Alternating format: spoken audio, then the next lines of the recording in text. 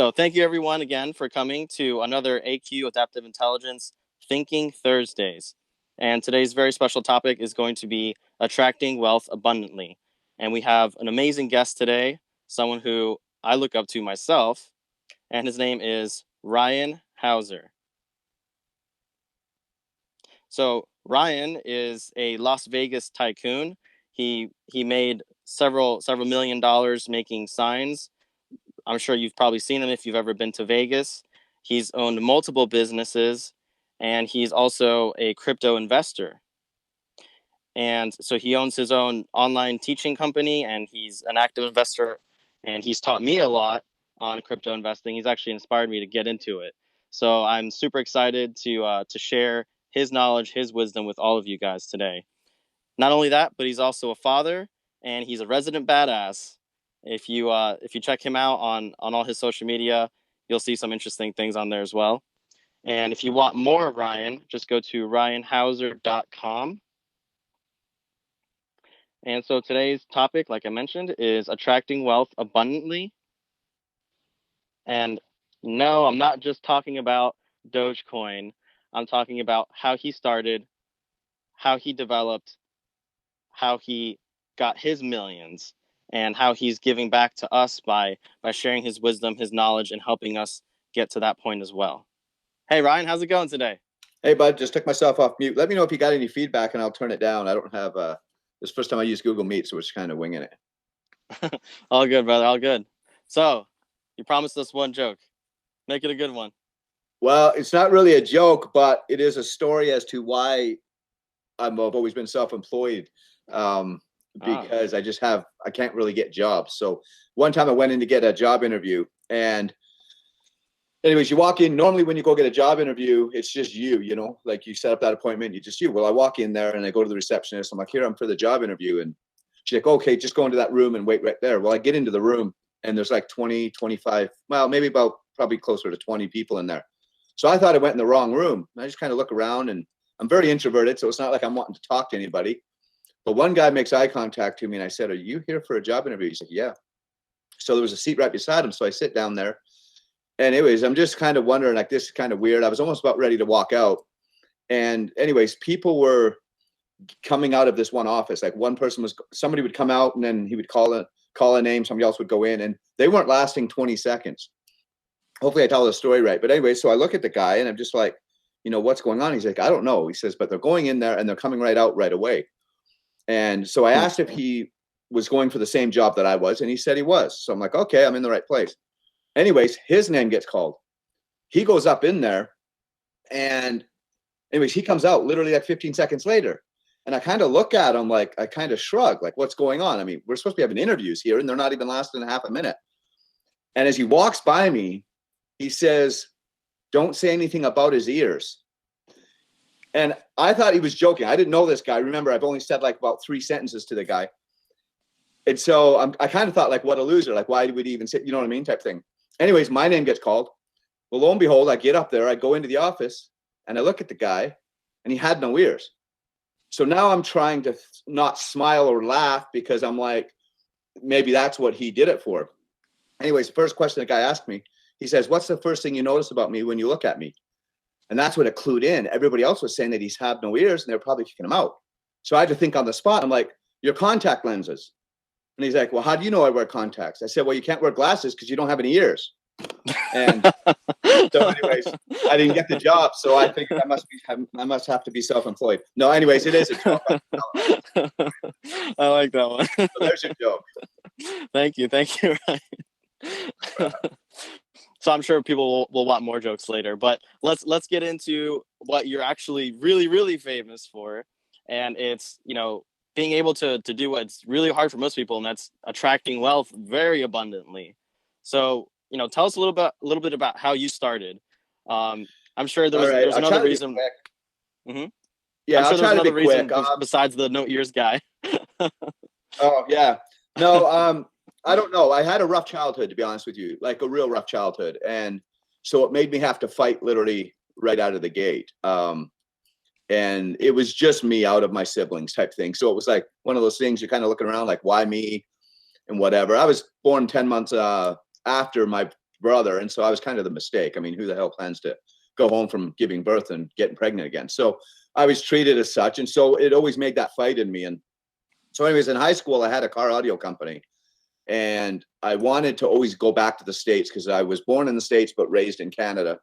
And so anyways, I wanted to go back to the States. So I decided to possibly move my car audio company to the US. I went and visited there for 2 weeks, and it just wasn't right yet. I went back home and, you know, continued on. Well, because I was gone for 2 weeks, it kind of got a little bit slow. So I went to phone up to rent a sign for the side of the road. They put those big, bold, portable signs up. And I got a quote for like $375 for 2 months. And I'm just thinking about it. I'm like, dude, I could probably make that sign cheaper than that. So I made the sign, I put my advertising on it. And as I'm really ready to go put it out on the road, I'm like, dude, I made it for like 160 something bucks. What if I wonder if I can rent it out? I went to the nearest strip mall, rented it to Chung's Oriental Eatery for $350 for 2 months. So I went into the sign business after that. Oh, interesting. And, anyways, I did 159 grand out of grade 12. And Wow. so I made more money than all my teachers at the time. And so I don't even have a high school diploma, because I'm just like, what are they going to teach me that I don't already know? And I just kind of went on from there. I got into signs, and then customers would ask, I was just doing rentals. They would be like, do you do this? Do you do that? And I would just say yes to everything. And then they would ask me, well, how much? I had no ideas. I never built one before. So I'd phone another company, get a quote. I would undercut the quote. And then when I got the job, I would just learn how to do it. And I've pretty well done that my whole life. I jump in with both feet. I learn how to swim when I'm in there. And wow, that that's impressive. gone to a sign company. I actually got into the golf pro business. I had my pro card in 2001. Wow. Found out there was no money in that. Went back to working for myself. Then moved to Vegas. Started a sign company there. Then I got into real estate. I invented a product, brought it to market, had a commercial and all that stuff. And then I did my first real estate deal, and just said, that's it. Got rid of my sign company, got into real estate, and then got into online marketing a few years later. So I'm trying to, speed it up. There's reasons I did what I did, but now I'm all into digital marketing, and it's really hard to get out of crypto and digital marketing. Like I used to consult a lot of businesses, brick and mortar companies, and I'm just the wrong guy for that anymore, because there's too many easy ways to make money out there now. Right. All the overhead and get the high returns. And so absolutely, yeah. Push everybody that way. Yeah. So I'm sure that, like, in your life, you've had a lot of like, influences, like positive influences that helped you drive. Because it's like you had, that pent up, like, I need to do something with my life, but that's one thing. But then it's another to like have drive, like to have like a specific purpose. Right. So, you know what? Honestly, I think my drive came from being told I'm stupid and not going to amount to anything and stuff throughout my childhood. To be honest with you, it was not a mentor. Like, there would be certain people that I would look up to, and then the sad part is, when I would get close to them, I would find out they're not what I thought they were, and it was very disappointing. And it still happens to this day. Yeah. And so I'm not saying that I didn't learn from people. Like, for example, I did learn a lot from my dad. I learned a lot from my parents, exactly not how to not parent. I mean, it's like, just because you're getting a raw end of a deal or something bad, you learn from it. And I'm definitely not afraid of making mistakes. I tell people, if they think I'm smarter than them, or if they think I have more money than them, I just say I've made more mistakes than you. Because if you don't make a mistake, you can't learn. And I embrace mistakes. I make a absolutely. That's something I hear a lot about. People that are wildly successful is like, they fail, but they fail hard, but then they always learn from that. Yeah. Right. Yeah, so no matter how many times you fall, you just got to get up one more time and then you fall. That's it. Absolutely. I mean, and how do you learn if you don't make a mistake? What lesson is there to learn? So I embrace mistakes. I'm okay with them. They don't bother me. I'll admit them. You'll notice the people that won't admit mistakes, you'll know who they are, because they're not going anywhere and they're miserable, so. That's a good point. What were some, if you're willing to be vulnerable, what are some of the mistakes that you feel that you've made that you've then like learned from? Because I do remember when we first met, you had said that you had made millions and then lost it all, but then you made it again. And like thing happened a couple times. So I never really lost it. I knew exactly where it went. Okay. No, well, the first time where I made some money was when, I had my sign companies and stuff, but I also had a lot of overhead with sign companies. It was when I got into real estate where I'm really like, like, dude, what do I do with this money? You know what I mean? Like, that's where I was starting to make money, leveraging my brain versus my labor and all this overhead. And so a big mistake was getting a divorce. You know, I mean, I ended up giving 95% of my stuff away, not because of court. We actually never went to court. We just sat down at a table, and I mean, it was my fault. I mean, she's still one of my best friends today. We've still had one fight since '92. It was not a marriage that should have broke up. It was just, I retired at 31, and retirement's a B when you're used to working, 100-hour weeks and you're a go getter. I didn't know what to do. And then it spiraled into a depression. I ended up living off grid in 200 acres for a couple of years. Bought a gas station 2 miles away. And you don't take somebody that had my life and go stick them in a place where there's a town of only 350 people that are living there to die. You know what I mean? Yeah, that's a good point. That's a good point. So actually, anyways, it was just a rough patch. No excuses. I made a mistake, but I've learned from it. And I'll be honest with you guys. Like, if you were to ask me when the happiest time of my life was, okay, you know what? Before I tell you that, so remind me to tell you that.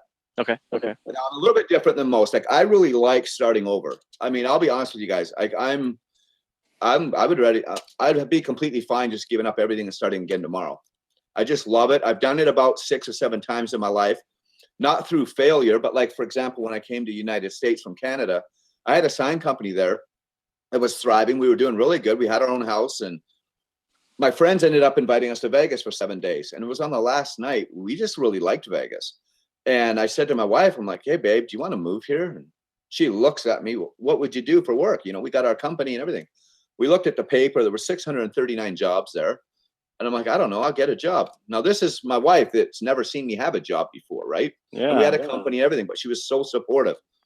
And so she's like, yeah, we could live here. So we told everybody we're moving, and nobody believed us because we had a sign company. How are you going to get your sign company in a house and all of that? Well, 3 months later, we lived in Vegas. Gave half of my sign company away to some friends that needed some income, sold half of it. We let my parents' church, we just let people come into our house and take all the furniture that they wanted. And so we literally, I had built a little cargo trailer. We pulled that behind the truck, and that's how we started over. And I'm going to tell you guys, the reason I kind of preface that there is, I still remember to this day when people ask me when's the best time in my life. I'm sitting in the backyard on the patio of the house that we rented in Henderson, Nevada, which is, you can't tell the difference between Henderson and Las Vegas. Like, if you don't know the limits. I'm sitting in a $19.99 pool with my 1-year-old and my 3-year-old daughter and my wife. And the heat was barreling down on us. I mean, the heat was just amazing. And I just remember leaning back and saying to her, this is the life. Now, listen to this. I gave everything away when we moved here. We had $11,000 is all I came, because I'm just like, let's just go make a life. And just kind of let you know where that was. We ended up having a family reunion in Salt Lake about 2 weeks later. Long story short, that 11 grand does not last long. You know what I mean? No, it does not. And so I ended up getting a job, and stuff was tight. I came to Vegas, and I'm like, oh, so I got a job at a sign company, but I'm like, this is a sign capital of the world. I'm all self-taught, so I'm not going to know what I'm doing. And so anyways, I go join this sign company. It got so tough, I took a payday loan out. Now, I don't know if you guys know what a payday loan is, but you're 360% interest rate. Now, I remember one night driving around 2 hours to try to find a payday loan company that wasn't hooked to the other payday loan company so that they would give me another one. And you have to pay them back in a week. And I started, I just busted my ass. I didn't ask anybody for money. I could easily, phone somebody, borrowed money. And all I did was bust my butt. I worked 110-hour weeks. And about a year and a half later, I had my own sign company. Year and a half after that, netted 1.7 million in real estate that I had never been in before. So that's another thing that I like to tell people. Like, you take my brother, for example, always been given everything and whatnot. And always, when stuff gets tight, he just makes up a phone call and there's money there. And that's the difference. If you don't do that, you force yourself to not do that. You just learn a lot more. You value money. You value how you make it. You value your losses, but you don't value them when you lose money and you can just make a phone call and somebody will lend it to you. Right. Yeah. It takes personal responsibility. Yeah, 100%. I mean, again, another thing, you can tell who doesn't take responsibility for their life and their problems and always has the handouts, and who doesn't. And I'm telling you, if you look at a lot of the billionaires of the world, you know, you look at their lives, I mean, they weren't stuck up on education. You know what I mean? It's not, they didn't always have easy lifestyles, but one thing they never did is they never made excuses, you know, and that's the biggest problem is people trying to make excuses of, you know, why this happened. I mean, I could easily be in prison. I mean, most people think I should be with my, you know, with things that have happened to me and stuff. But I'm like, well, what's that? What good is that? You know what I mean? Like I always say, once you're 18, I don't care how you're raised, what stories happened to you. And now it's even earlier because these kids have to Google. You know what I mean? Like people ask me, where did I get my financial smarts from and stuff like that? Well, I'm telling you what, not to put down my parents, complete financial idiots. I mean, in the most playful way. Like they don't. I mean, they couldn't save $2 for a second day. And my dad used to make like $500,000 a year sometimes, and yet they never owned a home until I did helped them with an investment opportunity back in like '08 or something like that. So yeah, that actually reminds me of something really important that Robert Kiyosaki talks about, and basically in his book Rich Dad Poor Dad, he says that, you know, like you want to make sure that your income is way higher than your things that are liabilities. So like basically, if something makes you money, then it's an asset. But if say like you live in a house and you're paying like every month, then it's not really an asset; it's a liability. It's costing you money, right? So yeah. I think you understood that early on. Well, houses are a big problem because, yeah, people, that's usually the biggest financial decision people make. It's the worst decision they make. And most people listen to their agent like they have all of this profound advice. Well, guess what? All they did was pass a test. You know, I've dealt with many agents. I had 65 rental properties at one time. And I mean, you can get a lady that she's just a good at reading a book and passing a test, never bought a piece of real estate ever. And yet you're going to go to her for advice. And so many people do that. The problems with owning a house is you get too personally attached to it. And so you're not willing to treat it like what an asset would be. And what do I mean by that? You know, the market's going down. You need to get out because everybody's living on their equity, and your equity is not yours until you cash it out. Okay. So do you have a minute? I don't know how long this is supposed to go. Yeah. But, okay. Yeah, we got an hour. Okay. Let's pretend that you and me, we work at the same job. Okay. And we both go buy a house. Okay. And we buy the same house. We're neighbors. I mean, we make the same amount of money per hour. We bought the exact same price of house and everything. Okay. 10 years going down the road. And let's just say the house was 200 grand and you're all about paying off your damn house. Okay. I'm all about getting my money back out. So you have $100,000 equity in your home now. Okay. I still owe $200,000 on my house because I did a refi and took that $100,000 out. Okay. Now I take that $100,000 out and I go put it in an investment, but that's a mute point right now. All right. So now we both get fired. The economy's going down and we both get fired. We get laid off from our jobs and we can't pay our mortgage payments. Okay. Who loses their house first, or do we lose it together? Would we lose it together, or could you use your investment as like collateral? No, forget that money. Forget it. I have it over here, but we don't even need that in this conversation right now. Who loses it first? I guess me. You do. Yeah. Why? The bank can take your house, throw it to auction, and get their money out right away. With me, they'll work with me for 12 to 18 months, rent, mortgage free, just as long as I phone them and say, I'm getting a job and I'm going to get it back on track. I'm going to get it back on track. I'll be able to live in my house 12 months to 18 months free before they actually boot me out. And when back in Vegas, when we had the crash, it got so bad that lenders were now coming to people and saying, look, I'll give you $3,000 if you're out in 1 week. So you were actually getting paid to leave your house, mainly because there was damage and stuff. So my point is, what good was that for you to try to pay off this house? You now just lost it. What happened to your $100,000 equity? It just vanished with the market and the bank just foreclosed on you. Now they ended up foreclosing on me, but 14 to 16 months later. So you had to go somewhere else and rent, pay $1,000 a month rent, say. So you're $16,000 over 16 months in rent. I'm living rent free now. So I'm already better off than you. But now let's go take that $100,000 investment. Before crypto, let's just say I had it in an investment property and it was paying me $1,500 a month in rent. You see, so equity in your home is not, I mean, I'm not a financial advisor. I need to put that out there. Like I'm not licensed, none of that stuff. These are all just for educational purposes. But yes, equity in a home is equity in your personal home is the worst thing that you can do. Two reasons. First of all, you can also refi, pull that money out and use it. And that's tax-free money. Why do you think Robert Kiyosaki and Donald Trump and stuff don't pay taxes? They're living on finance money. Finance money is not taxable. Did not know that. It's not income. So anyways, there's lots of things to do. And now with the crypto world, I mean, come on, get the cash out and throw it into crypto. I have my employees of this company that I'm at right now, and I got them all into crypto. Well, the first one, finally, I got them in about April, and then a couple months later. And every single one of them has already made more in returns than they make in a whole year. One guy over 2 years. Meaning, here I am teaching my employees, making them comfortable enough to leave, and they're very key employees. But and they're finally learning to make money off of money instead of off of their labor. Right, you know, like one of my employees, my highest paid employee, I guess just over 72 grand a year. And I said, hey, how are you doing financially? I just wanted to kind of know a little bit about him. He's like, oh, good. Me and my wife, we're on a 5-year plan. I said, oh, how's that going? He's like, good. I said, so what do you mean by 5 years? He's like, well, we want to have our house paid off in 5 years. I said, oh, okay. And he said, it's going good. I said, well, how long have you owned your house? He's like, 3 years. Okay. So I said, well, how much did you pay for it? He says 150. So he said the plan was going good. I'm expecting when I say, how much do you still owe on it, for him to say 60 or 70. So I said, how much do you owe on it? He says 180.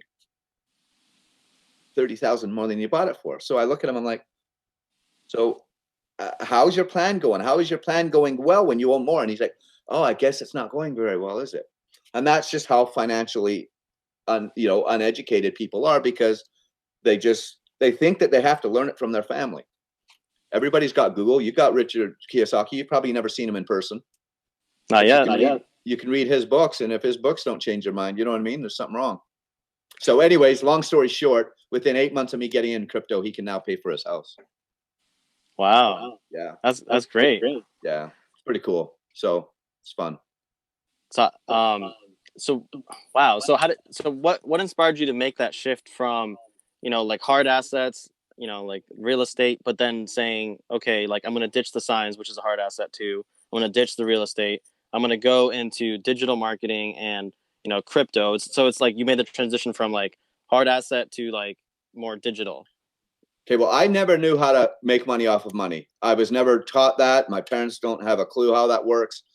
When I had my sign company in Las Vegas, so here's what happened. I ended up buying a house 4 houses down from that one I rented that I told you about, where I was happy in that little pool, that blow up pool. So I ended up buying the house 4 houses down. I bought it for 130 something thousand. Anyways, I lived in a year, and I ended up making 40, like it ended up appraising for 40,000 more. And all it took, with no real estate experience, no nothing, I'm just like, what? I just made $40,000 by living in this house, is how I looked at it. So I just said to myself, now, what if I would have lived in a $500,000 house? Because 40 grand basically is 20% increase, okay? So I'm like, what if I would have lived in a house for $500,000 and it went up 20%? That would have been 100 grand. So then I'm like, how much more would it have cost me to live in a $500,000 home? Okay, and it would have ended up costing me, I think it was 27,000 more for the year. So I'm like, here I could go live in a $500,000 home, cost me $27,000 more, but I actually made, so I've actually, I would have made 100,000, take out the 27, that's 63. That's still higher than the 40, right? And I'm in a bigger home. That's all it took for me to then say, dude, I need to get into some real estate and figure it out. And then it just happened that my brother-in-law came to my house, because I had my sister over to visit, and they had a kid together, and he was picking her up, and I found out he was in a mortgage company. I'm just like, dude, I wish I could get a mortgage. And he's like, I could get you a mortgage. I said, what? When I was self-employed, so I didn't think I could, and for a bigger house. And then I went and bought my first property. And I should tell you this deal. We got time? Yeah. My very first real estate deal. I got to tell it. I've told it so many times in probably hundreds of seminars in Vegas. It's my very first real estate deal. So I had my sign company. I'm deciding I'm getting into real estate because I wanted to. So I started buying all this stuff online. Joe Crump was one guy's name. I bought all of his audio. So every time I'm driving to my business and going to quote a job, or every time I'm in my truck, I'm listening to this stuff. Now, I didn't know what a subject to was or a short sale. And they kept saying it because that was what Joe Crump was big on, is subject twos. But I just kept listening, and I just kept listening. And when I would get home, I would listen. Anyways, I get to my business, and it's kind of funny. I'm messaging the guy right now. He just asked for help in, and that. That's funny. I do the same thing, but with Tony Robbins CDs. So like I pop it in, and I just like listen to it over and over again. So maybe one day I'll be texting Tony Robbins. Tony, if you're out there, text me. Yeah, remind me to talk to you about subconscious mind too. So it's very important. But I go to my job, and I'm like, or my company, and I walk back, and I go to Eduardo, and I just tell him, yeah, I'm going to get into real estate. And he's like, oh, and I knew his wife was an agent, right? Right. And he's like, oh, well, we just looked at a property, and for 350, for 350 grand, and we turned it down. It was 2 houses on a 1 acre property in the middle of Vegas. And I'm just like, oh, can I go see it? You know, because they turned it down. They didn't see any money in it, right? But I mean, I have the construction background where I could build a house without having a contractor come in. So I'm going to look at it with a different set of eyes than they are, right? And so anyways, I phone up Alejandra, that's Eduardo's wife, and I said, hey, can you show me that property? So she goes and shows me that property, and all I see is money. Okay, and I've never done a real estate deal, but I'm just like, dude, 2 properties. Not only that, I just loved, it was on this 1 acre, and so Circus owned it back in the day, and actually the mob got busted on the neighbor's property. So that's kind of where it is if anybody has any. Wow. Yeah, they used to train their trapeze artists at in Circus at this property. Wow. So anyway, and then there was like a 1804 homestead there, but in the backyard. Wow. Anyway, so I see nothing about money. So I'm like, hey, she says, do you want to put it in an offer in on it? Now, the guy who owned it had an agent. That's how she found out about it, but he wasn't able to list it because he didn't want it showing. Okay. And he wanted to sell it as is. And trust me, it needed work. Okay. Right. And that's why they didn't want to take it. So anyways, I said, okay, well, no, I don't want to make an offer. I said, but can you hook up a meeting with me and the agent and the owner? Okay. I didn't want to go through 2 agents. Remember, Alejandra, a very smart woman. That other guy, I don't even know who he is. He could have just passed the test. And when you tell a story to one person, as it travels, it changes. So not only that, I want to read that person because I'm going to have different ideas on how I read him. And so that's exactly what happened. She's like, oh, well, I don't know if he'll do it. Well, say that's the only way I'm going to make an offer. I want to hear him. So we go and make a meeting. We're sitting across from each other. This is a big dude. And we just start talking, and I'm trying to get him down to 300,000. And then he just freaking starts getting irate. He's like, and he just kind of puts his fist down. He's like, I'm not selling this property for 300,000. I was Nevada. I owned Nevada's largest tire distributor. And and so I know what it's like to have money, and I'm just not going to be taken advantage of. And this is getting sold as is because I don't want you coming back and suing me on anything. And he says, I just want to go to Pioche and move dirt. All I heard from all of that was he was once owned Nevada's largest tire distributor. So I'm like, my next question was not fear of anything. It was just like, well, do you own any other properties? And he's like, well, yeah, I have 1/3 of an acre just down the street. He says, the foundation's there. There's a pool in the backyard, but the house burnt down. I said, oh, how much are you looking for that? He says 150 grand. So remember, he wanted 350 for the house. The house is on the one lot, 150 grand for that. So I'm like, oh, okay. I said, well, I'll tell you what. So now I'm like, do you mind if I just speak with Alejandro outside? So we walk out of the office, and I said, listen, we're going to offer him $390,000 for both properties. Okay. Who doesn't want? He just wanted to go to Pioche and move land. He already told me that. I'm like, okay, let's just hit it both at once. And I said, but here's the deal. I want to put the land under contract for 10 grand, and I want to put the house under contract for 380. Now, why did I do that? Because the higher the sales price on the contract, the appraiser is going to try to make that work, make it appraise at that.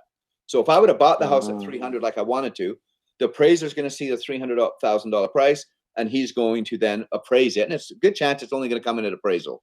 Okay.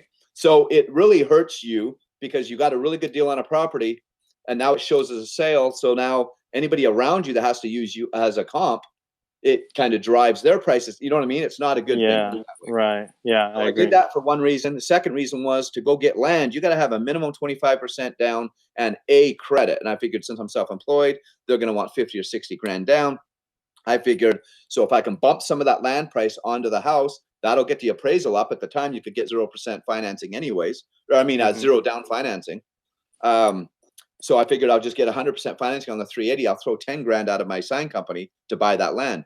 So anyways, he wouldn't go for it. He was up to 410, and I just said no. I said, but I will at 390, and he agreed on 390. Then I told him how it had to be written. He's like, well, I'm not going to do that, because then what's going to stop you from just buying that land and telling me to F off on my property? I said, no, we'll put it right in the contracts. They both have to close simultaneously. One can't close without the other. Right. He sits back there, and anyways, he signs the deal. Huh. He signs the deal. So I get the deal signed. That brother-in-law funds me on the property. Now, you guys got to understand, I didn't even think further ahead. I didn't know what I was going to do with the property. I didn't. Wow. I had no idea. I didn't plan on living in it. I didn't know if I didn't ever plan on renting it out. I was just doing a deal. And what's funny is a week earlier, I said to my wife, I said, look, I'm spending all these hours learning real estate. I'm going to go write a contract this week on something. And she's just like, okay. You know what? We had no plans of what we were going to do. So anyways, I get that financing. And by the way, they also deferred my loan payment for like 3 months. So I didn't even have to pay anything on that. Wow. I take 10 grand out of the sign company, and I paid for the land. So now I own this land, and now I own this house. All right. Okay. So then, oh, by the way, I got to back up. So the guy goes to me and says, well, we can't write the contracts like that. This house is not going to appraise for 380 grand. Okay. Well, I didn't want to tell him it would have, because then he's not going to do the deal. I said, yeah, that doesn't matter. I'll come out of pocket the difference. So he's like, okay. You know what I mean? Like, I didn't want him thinking that house was going to appraise. I said, yeah, it probably won't appraise over 300, but don't worry. I'll come up with the rest out of pocket. Okay. So anyways, that's how we got it. So now I own both properties. I'm like, well, babe, what do you want to do with this land? So I figured, hey, let's go get a sign company and make a sign. Well, I had one. I just printed it at my shop. I went and stuck a sign up for sale. About a week and a half later, we get a call. So my wife comes into the back of the sign company, and she's like, hey, Ryan, somebody's on the phone about the land. So I go talk to this guy, and he's like, hey, I'm so-and-so. I'm with a group of investors. We'd like to, well, how much are you asking for your property? I said 165 grand. He's like, wow. Oh, we'll give you 100 grand for it. I said, no, I'm not selling it for 100 grand. Anyways, he's kind of hemming and hawing, and I'm thinking to myself, dude, I really kind of got it for 10, you know? And so I'm like, I'll tell you what. And then he says he's with an investment group. I said, I'll tell you what, I will sign it for, I will sell it to you for $125,000. If you go get a $25,000 certified check, you write the contract for $125,000, $25,000 earnest money, and hard, meaning if he backs out, he doesn't get the 25 grand back. I said, and you have to close within a week. He says, what's your address? I'll be there in 30 minutes. Wow. I hang up. I tell my wife I have it sold. I go back to the shop. First of all, Eduardo and Alejandra, they were flipping when I even signed the deal, because now they've seen all this money that I just created out of this deal. So they were already pissed that they didn't get the deal. Now I go back to him and I said, Eduardo, I think I just sold this property. So anyways, now we're just making signs. I completely forgot about it. My wife comes back, says, that guy's here. He had a $25,000 check. I followed him to a title company, and we put everything in. And anyways, it was like 5 days later, the other $100,000 got put into our account. I'm in this deal a total of including visiting the house, meeting with a dude, driving to title, and everything 3.5 hours. And I looked at it, and I'm just like, babe, I just made us $115,000 in 3.5 hours. I said, are you okay if we go into real estate and get rid of this sign company? And by the way, I just invented a product, and I had 7,500 units shipped that were just about to go into stores. I had TV commercials for it and the whole 9 yards. Oh, wow. What was that product, out of curiosity? It was electronic training wheels. And I came up with that because my daughters, I said, why don't you go ride your bike with friends? And none of the friends know how to ride bikes because their parents are working 3 jobs and never taught them. Right. So I just made electronic training wheels so that they could be self-taught. That's cool. So I got the patent on that and did all that. Anyways, so that's what we did. That's why we got into real estate, was all off of that first deal. By the way, I did some renovations on that house, got it refinanced, pulled out another 180 grand out of that deal, and funded a bunch of other stuff. And I just launched from there, and I could talk to you guys for 50 hours on all my deals. And it's just so much fun. That's when I started making money off of assets and brains versus my hard ass labor. Do you know what I mean? Right. Yeah. And that's when I started leveraging things and stuff like that. And it only got easier from there. Like, I used to do a lot of divide and conquer. I mean, I would buy something where the majority of people couldn't buy, and then I would sell it so that they could buy. For example, go buy 100 acres.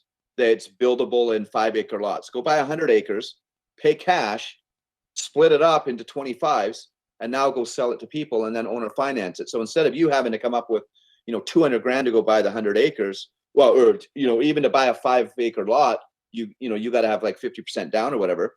I'll buy it, split it up, and, make $1 million out of that 200. But, it's like going to Costco, buying a 24 pack of Coke, sticking it in a pop machine and selling them separately. Right. Yeah. I remember Robert Kiyosaki saying a similar story about a property that he bought in Arizona. He did the same thing. Like, he had bought like some property that was close to a gas station, and he basically took half of that, cut the property in half, and then sold it for like, I think it was like 2 or 3 times what he bought it for. And then like he built his house on the other half, he would do stuff like that. Right. So yeah. And I see that like he did a lot of the same things as you. But I also see that he also made the switch from like, I mean, he still owns hard assets, and like that's what he keeps for like store of value. But he got pretty big into like the digital stuff. And I know that you've taught classes yourself on, making money, and especially crypto. Do you mind telling us a little bit about that? Like, how did you start that? Like, how did you make that shift? Well, so, yeah. So the digital side of things, in a 30-second thing, I ended up going back to Canada because my wife, when I got the divorce, she wanted to move the kids back to Canada and go back to Canada. So she did. I didn't want to live without my kids. So I moved back to Canada, started another sign company. But then I started getting into online marketing because there's like no overhead. And I was paying myself 160 grand a year at the time for my company. But all my energy and my desire was online. And this is what I'm going to tell people. Like, you literally, for no lack of better words, you need to just have balls and go for it. Like, here I am. I'm kind of messing around with my sign company, but I'm focused here. Finally, I said, dude, I need to just go all in. And so I got rid of my company, literally phoned up another company and said, look, I'm going to hand you this company. I'm just going to take the money some of this money that's in the bank. You can have the rest of it, but you got to finish all of these jobs, honor all these jobs and stuff like that. And I let them literally walked away with that company. And I went into a basement suite at the time. And sorry, so many other ways, but you just got to not have all the details. But anyways, I moved in this basement suite and I locked myself in there for 16 hours a day, and I went 100% online. And wow. I didn't stop until I made it. So, you know what I mean? And you have to be that committed nowadays because there's so many distractions. You're trying to beat the Joneses and all of this, and subconsciously that stuff knocks you down whether you think you have control of it or not. You know what I mean? It's that programming, right. The subconscious mind stuff that we'll get into. But so anyways, that's how I got into the digital. Well, once I got into the digital space where I'm selling knowledge for money. So for example, I would do weekly webinars. People would pay me $2,500 to be on the webinars. Now they get to be on them for a full year, like every week, not just for one. But it's like, instead of me just talking to one person, like I used to do back in the day on a business, now I'd have 150, 200 people on a webinar, and I get to teach that many more people. And that's when I started leveraging that. When crypto came in, that was just nuts. One of my online people had said, so actually way back in the day, one guy approached me with Bitcoin, and he was one of my downline guys that have followed me for years. So I only looked at it out of respect, but every question I asked him, he didn't know. And that was when Bitcoin was $300. Wow. Right? Imagine now. Yeah. And, but he didn't know. And the website was like lame. It just looked cheap. And so I didn't pay attention. I'm just like, no, dude, you can't answer any question. I didn't do anything. But it was only like later on that year that another guy approached me about a different company that was doing Bitcoin. And again, I didn't know anything about Bitcoin. The only reason I looked into that company is this guy had followed me for years. He'd paid me thousands of dollars. He never was making money at things. And he was in this thing. And so I'm just like, well, let me go look at this thing. And then if I can make it, that will make him a lot of money because I'm underneath him. He would make money off of my money. Right. I found a way to game the system or strategically, not manipulate, just get advantage to the system. So I started putting out videos and teaching my downline that. And it got to the point, like a month later, I was doing 7 Bitcoin a day. And wow. That's when I started learning about crypto. And back then it was $900 Bitcoin. And I ended up making like 330 Bitcoin at that company in like 3.5 months. And I still had 100 Bitcoin in it when it shut down because they didn't last. But that's kind of where my taste was. But I didn't respect Bitcoin at the time. I Right, mean, I right. looked at it as money, but I remembered walking around the house being like, what do you need to do? I was just recently got married, and I was like, babe, what do I do with this money? Like, who needs this kind of money? Do you know what I mean? Like, so I'm not a money person Right. in that sense. I like nice things, but you know, back when I retired at 31, I had everything I ever needed, and found out happiness came with none of those things. Um, you know, the Mm-hmm. $125,000 boat, the Corvette, the $1 million house, none of that stuff. Actually, my $1.2 million house was my least favorite house I've ever lived in my life, and I would take it Interesting. for 140 or 200,000 over it any day. Yeah, So, I do remember when we first talked, you had said like the biggest challenge with success is that it kind of like crushes like your dreams. It's like the people that have gone to the moon and then when they get back, they're like super depressed because there's nothing they can compare going to the moon with. You know, it's like all, yeah, all money does is magnify who you are. right, right. That's why all the lottery winners, their life ends up being over. I mean, sometimes it's murder. They go bankrupt in a couple of years. Why? Because they were paycheck to paycheck now. Now they just won $100 million. The only difference is in a couple of years, they're still going to be check to check and strapped, but now their bills are like 300,000 a month. They end up going bankrupt. But that's, I'm telling you guys, like money just magnifies who you are. So don't think that, oh, if I just made another 100 grand more, I would be happy or I'd be able to pay my bills. No, you would get bigger bills. If you can't make your life financially right now, you're not going to make it there. And my uncle is very living proof with that. They're very happy, and he's probably never in 1 year made even 30% of what my dad made. And my dad was always like just financially crap, and this guy has retirement. You know what I mean? He's got money in the bank, and he's been an employee his whole life. You know, Wow. if you can learn that, then when you get into money, you're going to keep it and have it grow. And that's where compounding is going to happen. And compounding is the best thing that everybody should worry about. Because when you're on the right side of compound, you know, money is big. So what's a good way to like have like that compounding interest working in your favor? Like so you have like the money flowing in, but then you also balance that out with, you know, like not losing like that drive, that passion. Like what is the how do you achieve the appropriate equilibrium to then be growing, but then also be happy at the same time, you know, no matter what happens. Okay, so you've got to find your passion. And I'll be honest with everybody on here because that's just how I am. And sometimes you're going to hear things you don't want to hear, but I am probably the most unfulfilled in my life right now than I've been ever. And a lot of it is because, and don't get me wrong, I mean, they all tell me here, like I'm helping their lives because I just came here like a year and a half ago, Mm-hmm. you know, and a whim, like it was the weirdest thing. But anyway, so I'm helping all of them, but I'm not helping enough people. And, you know, helping people is kind of my passion. It's what I've always liked to do. It's why I did Right. all of my investment seminars for free. I never charged anybody in them. I didn't sell anything on them.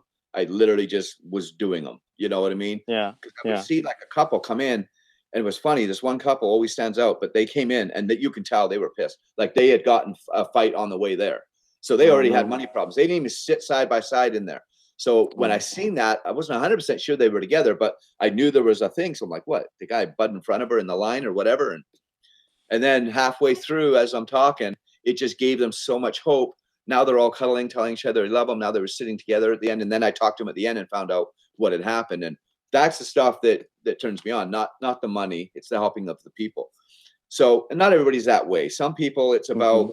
it's about money. And I'm sorry, but those ones are usually not happy regardless of how much they have. Yeah. But if Yeah. you can find a way to make money where your passion is, then you're going to do what it takes to get to where it makes money. Does that make sense? Like Elon Musk says, you know, being in business and being a successful business, you got to be willing to like chew glass. He says in every business he started, he chews glass. He says it's Yeah. that painful. And so if it's not your passion, you don't get through it. That's Does that true. make That's sense? true. Yeah. So when It's I yeah. say It's that I'm unfulfilled now, it's because I'm not doing something I want. I'm not living where I want to live. I want to go back to my place in Vegas, which I'm flying out tomorrow to go visit for the weekend. oh But like nice, right now, nice. I'm in Pennsylvania. I'm a Vegas. I just love the weather of Vegas.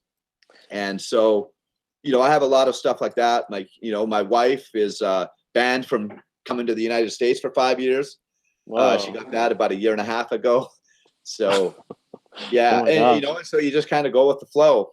But um, yeah, find your passion, find a way to make your money in that way. But as far as staying motivated, that helps you when you have your passion. And then as far as compounding, you got to find a way to bring in money without your labor. Okay. And then you got to find a way to put that money back in.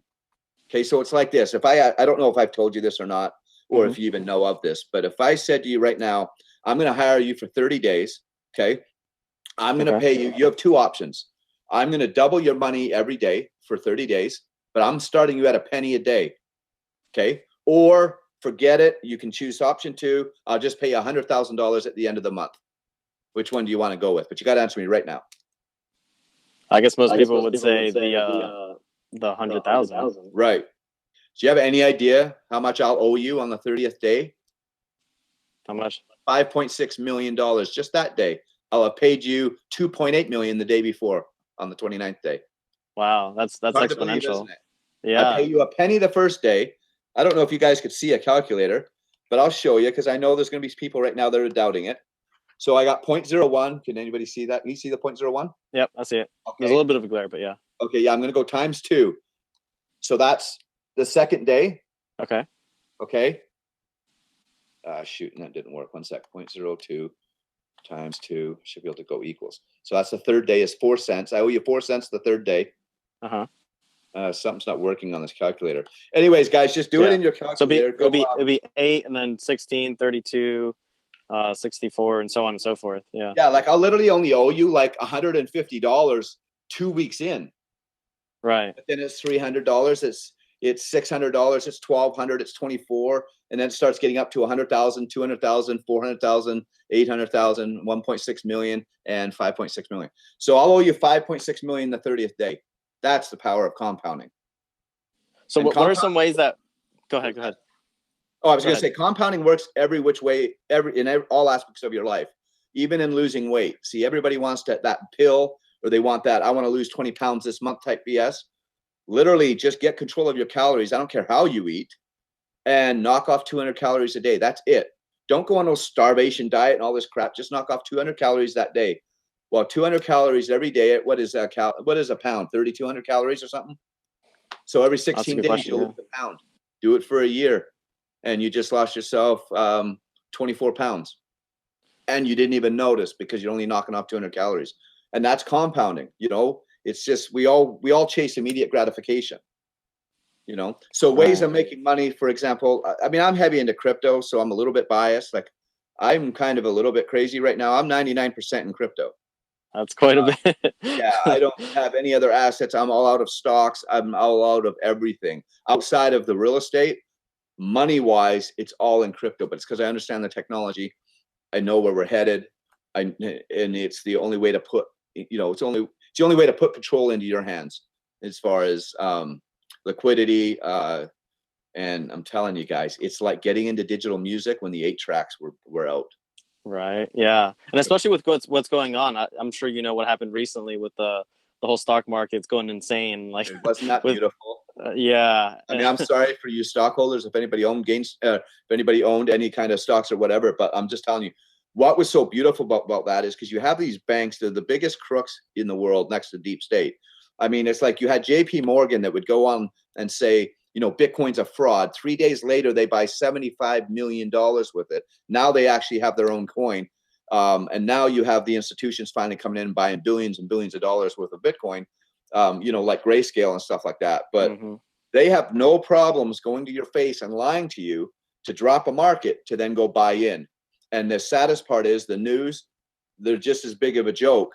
And that's where most people get all their information from, is the news.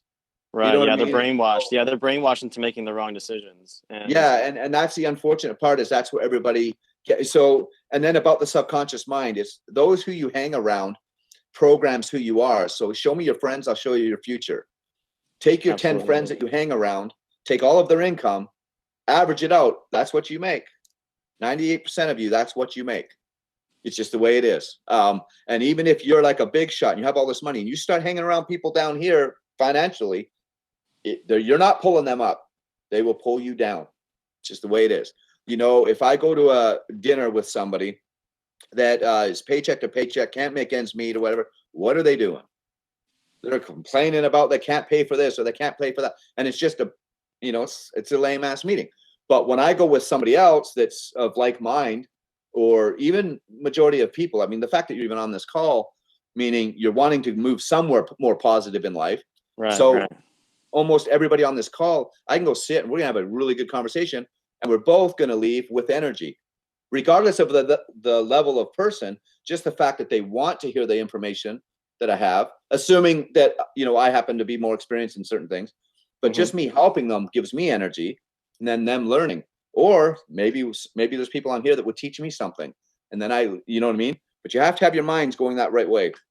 Absolutely, and I completely want to. I want to thank you because, you know, like, since I got into crypto and like you've been guiding me, like, I have money now and I don't feel guilty about going to Mexico and like in a few days and I know, enjoying a I'm nice so excited. vacation. You're like, Yeah. which I've never been able to just do that. That's really a first for me. So Just going. FYI, I Hmm. don't know if I should say this on here, Yeah, go but for it. you know where I'm going?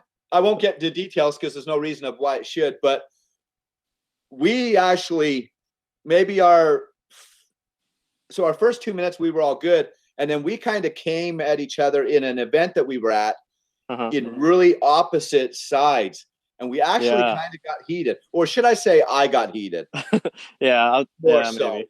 But I kind but of got heated, it I was would say, understandable reason. Yeah, it was an but understandable reason. for different reasons. But because of Right. my experience, because of my past, I had this. I mean, I knew what I was talking about, even though I was in his area, his zone. Okay. Right. And Right. so he's at it like, dude, you've never been in my zone type thing. You need to listen to me type of thing. And I'm like, but no, I know, you know, I know my experience or whatever. And so we kind of clashed. Now, of course, it didn't come to blows or nothing. And not only that, we actually really had kind of even made up maybe a hour later. Or and then anyways, he ended up coming into my room and said, hey, do we want to chat? Do you want to chat? And we're like, whatever. And what did we do? Talk for like 9 hours that day? We Yeah, never yeah, left the room. we spent quite a like while together. And Yeah. I liked hanging out too, and like, and I love too, like, how like after we like talked, like when we went back out, like you were like the life of the party. Like everybody was like really into you, like laughing at your jokes. It was just like a completely different like situation going on. It was a beautiful sight. See, and it's one of those things. It was because we had like-minded. We're both, regardless where we were at in life, we were at this event because we wanted to move forward in our life. We wanted to Right. find out something, just, you know what I mean, gain into our life. So you don't have to agree on things. You don't have to come from the same lifestyles. You got to have the mindset of wanting to improve, and you can get along with people. And I really say this, like, I'm sorry if it's spouses that is your biggest problems from moving around.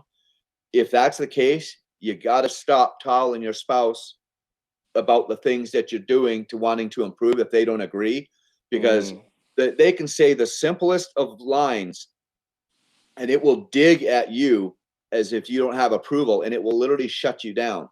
And not just your spouse, but your spouse is a big one, but even friends or whatever, if they don't agree. For example, if you want to go buy Bitcoin and you go tell your wife and she doesn't want you to buy Bitcoin, you don't tell your wife about Bitcoin anymore. Buy the damn Yeah. Bitcoin and go back to her 3 months later and show her how much it's worth.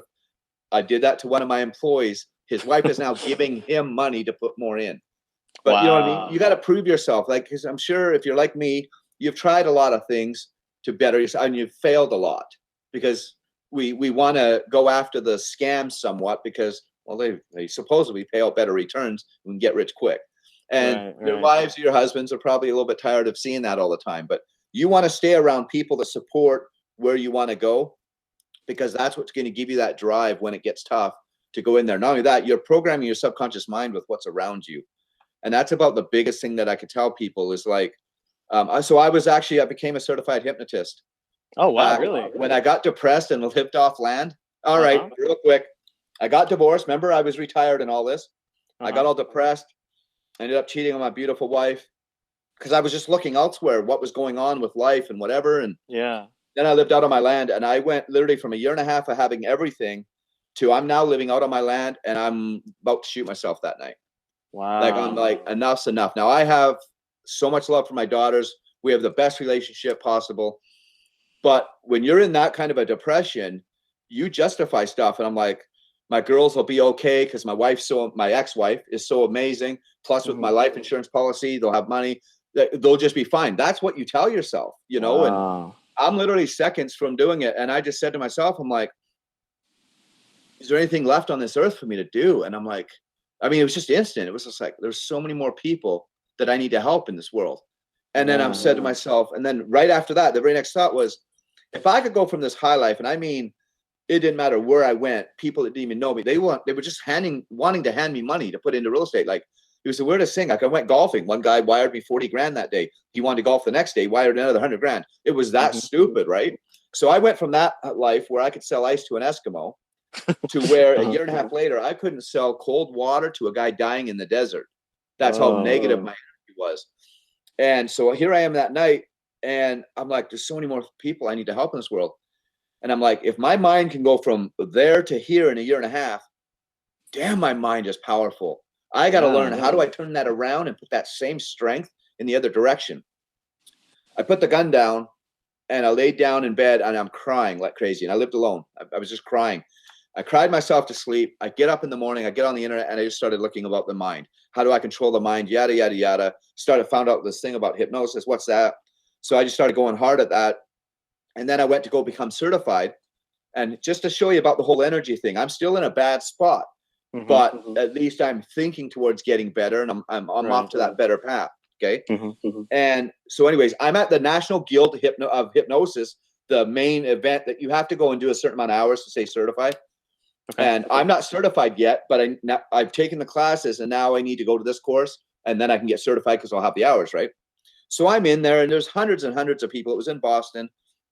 And anyways, you kind of pick your little schedule and for those classes. So it's almost like, I would assume, what college is like. You know, you go walk to your classes and whatever. Right. So I'm in a course, and then I'm walking out to go to my next one. I mean, the halls are busy, and I was only like 30. What would I have been there? Maybe 33-ish. All right. And there's a lot of hypnotists. I mean, because they've been doing it there's a lot of 40 and 50-year-olds in there. And, you know, it was like an older crowd for the most part. But anyways, I'm walking. Now, this lady from 50 feet away in the crowd, larger woman, and I only say that because it's what helped me see her when, you know what I mean? Because it was so many, but she yelled, and she says, "Hey, you." And I look, and I noticed her. And I was like, why would she even do that? And there's people all around me, so I didn't think it was me she was talking to. So I kept walking. And she's like, "Hey, you," in the whatever shirt I was wearing. Well, I was wearing that color shirt, but so was some other people. So again, I still didn't think. She's still walking closer, right? And I'm like, kind of, you know, like, is she talking about me? And I'm like, "Me?" And she's like, "Yeah, you." So I come out, and we kind of meet over at this table. She told me her name. I can't remember her name. And she's like, "Is there any way we can talk? I know I need to talk to you right now." And of course, I was intrigued. I was like, whatever, and forget the class. Because she's like, I said, "Well, I got to go to a class, but I'll miss it because I'm not going to walk away when somebody does that." And always wonder what she wanted to say. We sit down at that table, and this lady says to me, she says, "I have never seen somebody with so much negative baggage around, carrying on so much negative baggage." So she sees colors of energy. And she could see my negative, everything that I was holding back. This lady pinpointed everything that I had gone through. I was holding on so much guilt because here I just cheated on the most beautiful woman on this planet.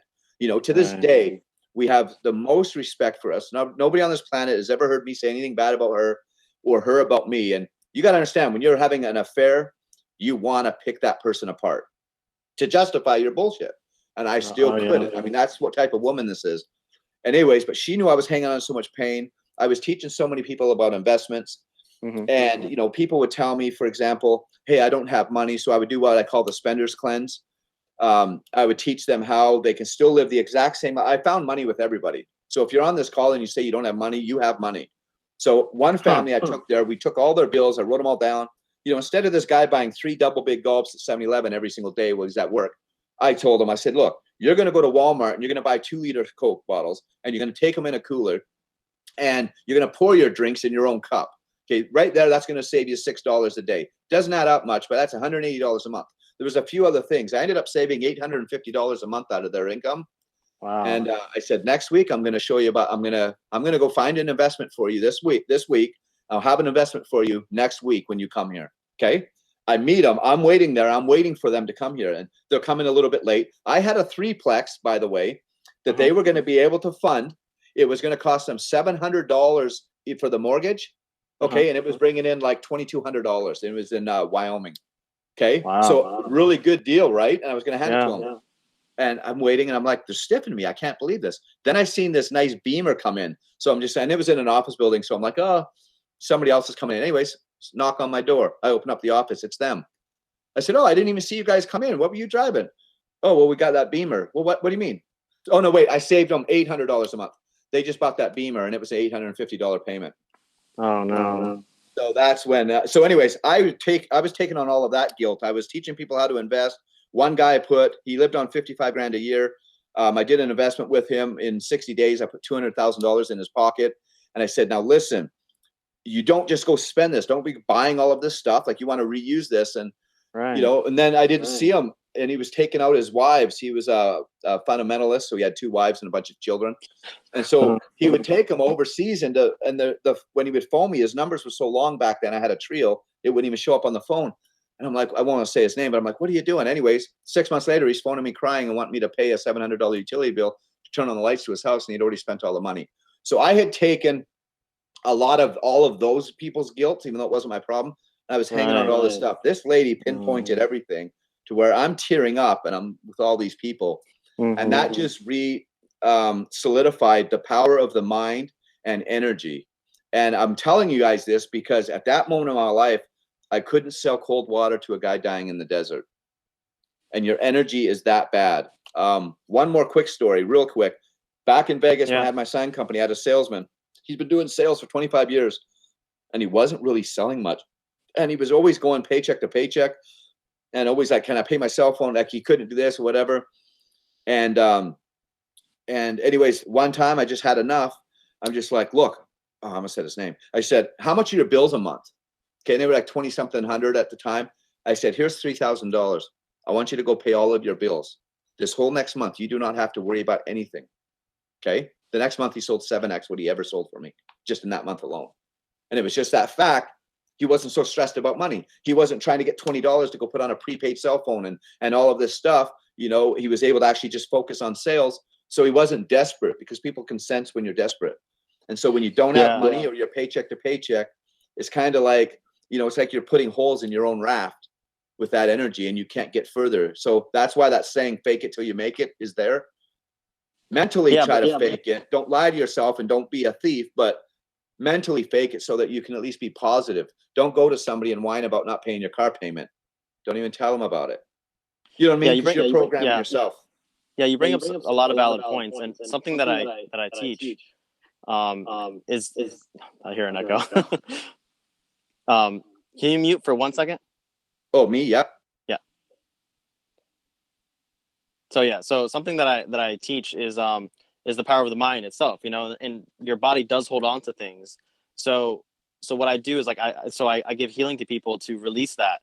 And when people say like, oh, this might be a little expensive before they start, I'm like, look, if you think this is expensive, like, not reaching your potential is more expensive than you can ever imagine. So like I help unlock that. Just like you found, like sources of income for them, like I find sources, like resources within the person to bring out the best in them. So I host my own healing retreats, which I know we met at a retreat, and I would love for you to come as well. And since you're my friend, I'll just invite you in. And so like I help people like get to the next level, and I think that's why we were both at the same retreat. Like we wanted to get to the next level. And so like I do that for many, many people now. And so I love that you talk about the mind. Yeah, I think a lot of people need to understand their subconscious mind and how it works, because that's mostly that is everything of who you are, but your subconscious mind doesn't know right from wrong. And so I say this. So if you're wanting to lose weight, and every time you look in the mirror, you just see you're fat and you tell yourself I'm fat, or my fat stomach, or this and that, you're programming your subconscious mind, telling it that you're fat. So it's slowing down your metabolism. I'm telling you guys, this is the truth. Instead, don't lie to yourself, because your conscious mind knows you're lying, but look in the mirror and be, oh, wow, I got beautiful eyes and I'm still trying to lose weight. I'm working on losing weight. I'm working on getting healthy, and be very, very positive. And it's like, if you go look at a lot of people that will fall asleep, at night with the TV on or whatever, generally they're less happy than people that don't. Why is that? So here's hypnosis. Here's your awakened state. Here's where you are now. Here's hypnosis. And here's deep sleep. So if you think you can't be hypnotized, you're crazy. You literally got to pass through hypnosis to get to sleep. And when you're in hypnosis, you're 200 times more susceptible to information. So if you're listening to like Law and Order and they got rapes and murders going on and stuff like that, that's what you're listening in here, or negativity and any kind, or you're listening even to music. I mean, how bad is our music nowadays?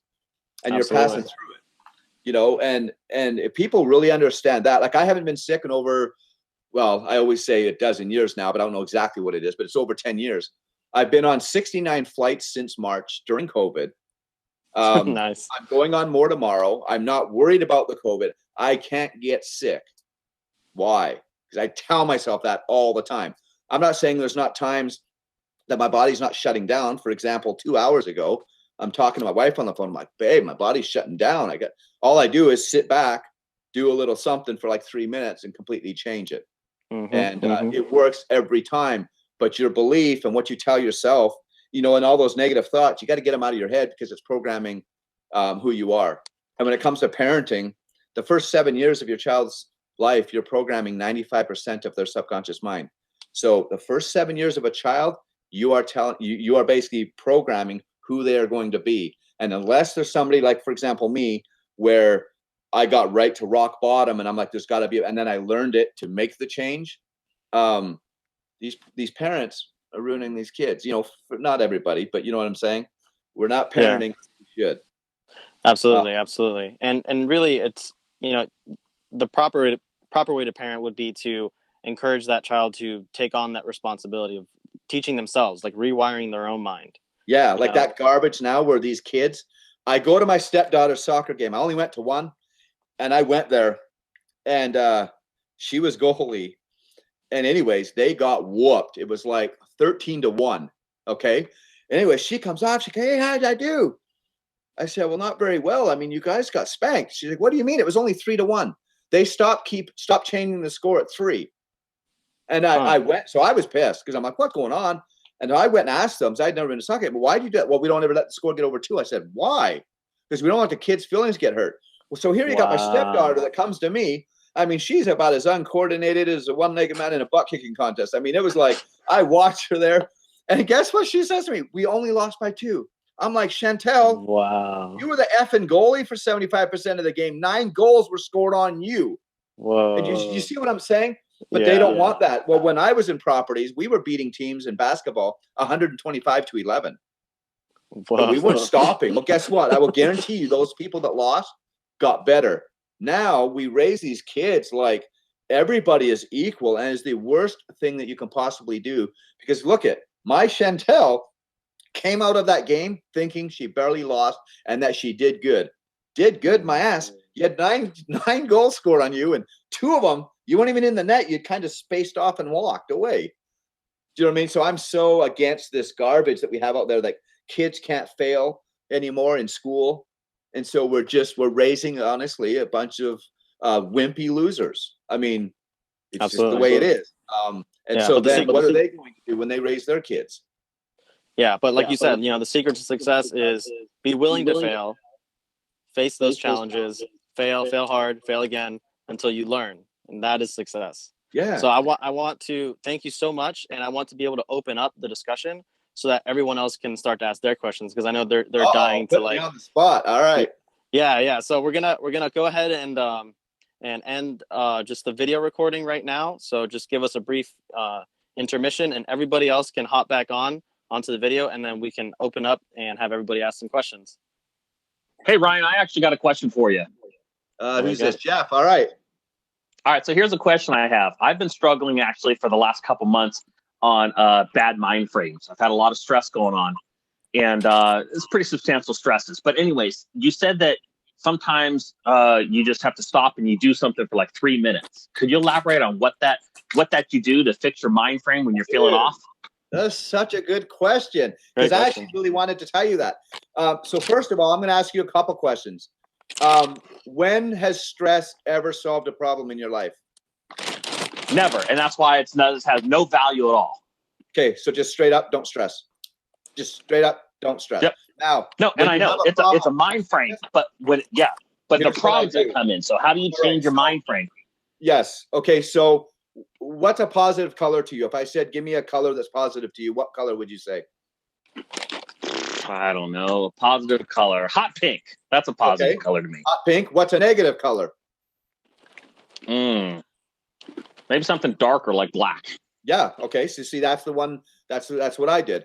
All right. So what I want you to do is when you're stressed or when you have any kind of problem, even if you're starting to get sick, just get in a comfortable chair, which it looks like you are right now. Just lay your head back. Do it right now. You know what? Just do it right now. Close your eyes. Don't worry. Don't feel weird. What I want you to do now is I want you to picture a tornado going backwards on the top of your head. All right. And it's spinning on the top of your head backwards. And I want you to picture that it is sucking all of the black out of your body. And what you're going to do is you want to picture that tornado sucking that black out of your body. And you stay there until you feel like it's got all that black. Then what you want to do is picture the tornado turn the other way. And that's where it's going to put hot pink in you. And I'm telling you guys, like I know right now we're live and it's not going to work for you right now. But that's literally all you have to do. And you'll get to the point where it might take you 10 or 15 minutes at first, but it'll get to the point where you can do that in 3 minutes. And it will literally completely change your mindset and everything. You'll literally just get up. Like I've had people that were so clogged up, they couldn't breathe. It would be like, they couldn't sniff up. They would do that and come out and would breathe as if they didn't have any sinus issues. So that's what I do when I get sick. I'll literally just take that time and do that. And basically when it's sucking my negative color out, it's sucking my sickness out.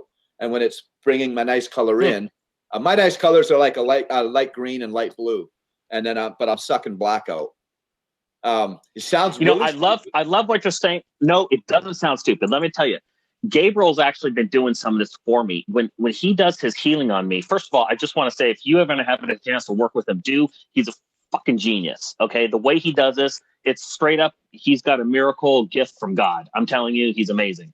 And when he works with me, he does something very similar to that. He'll find tension in my body. He'll just lay his hand on it. He says, I want you to breathe light into it.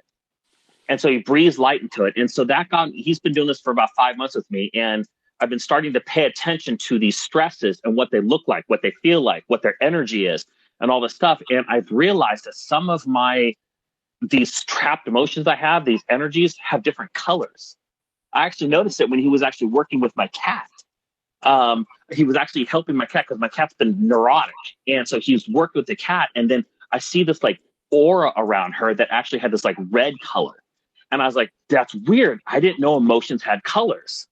And so I just realized this through Gabe, and he helped me see this. I think it was inadvertent that he did this, but I saw it because he helped get rid of some of that stress off of me. And I was able to focus in on the energies and the way, because energies aren't just like electrical things and wires. They have moods and they flow, and they have all kinds of different things the energies do. And so I saw that color visibly.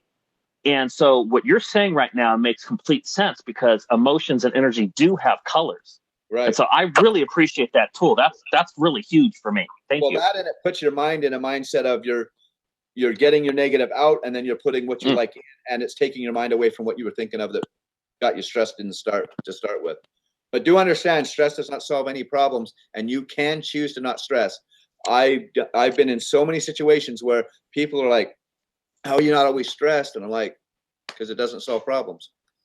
You know what I mean? It just doesn't. It actually makes your mind, makes you weaker. You make bad decisions and stuff like that. So anyways, that was a good question. I hope that helps you. And I'm definitely going to do this. I'm going to do that. Yeah, I'm definitely going to be using that tool. That's something I'm going to try pretty regularly, because Gabriel's also been encouraging me to do more meditation. So that's another form of meditation. Yeah, for sure. So one of the things that he has me do is he'll have me take a real deep breath in, and then I'll blow it all out. And when I blow it out, I kind of picture the energy leaving me. So it's kind of a meditation thing as well. Yep. Heck yeah. So yeah, that's helpful. But then the problem that I have is that in the moment, like when Gabriel's working with me, I feel good. But then the problem is that the next day, like right now I have a 20-year-old son that's making some really stupid decisions, and he's really angry with me because I was kind of a hard father to him. And so we're dealing with right now he's got a lot of hatred with him. And so it's like, this kid's doing so many bad things, and I want to help him, and I have this love for him, but so the stresses are still there. But I'm kind of hearing you say, don't call them stresses. but I don't know what to physically do with these things because there isn't an answer. Well, I don't know anything about what you got going on with you and your son, but I'm going to tell you, just from an outsider and being on the other side, he doesn't need you to tell him what to do. He needs you to support what he's doing and just give him love. He will end up making the right decisions later. The more you fight, the more they go. And I did this, you know, you do this with your kids when they start dating too, regardless of who they're dating.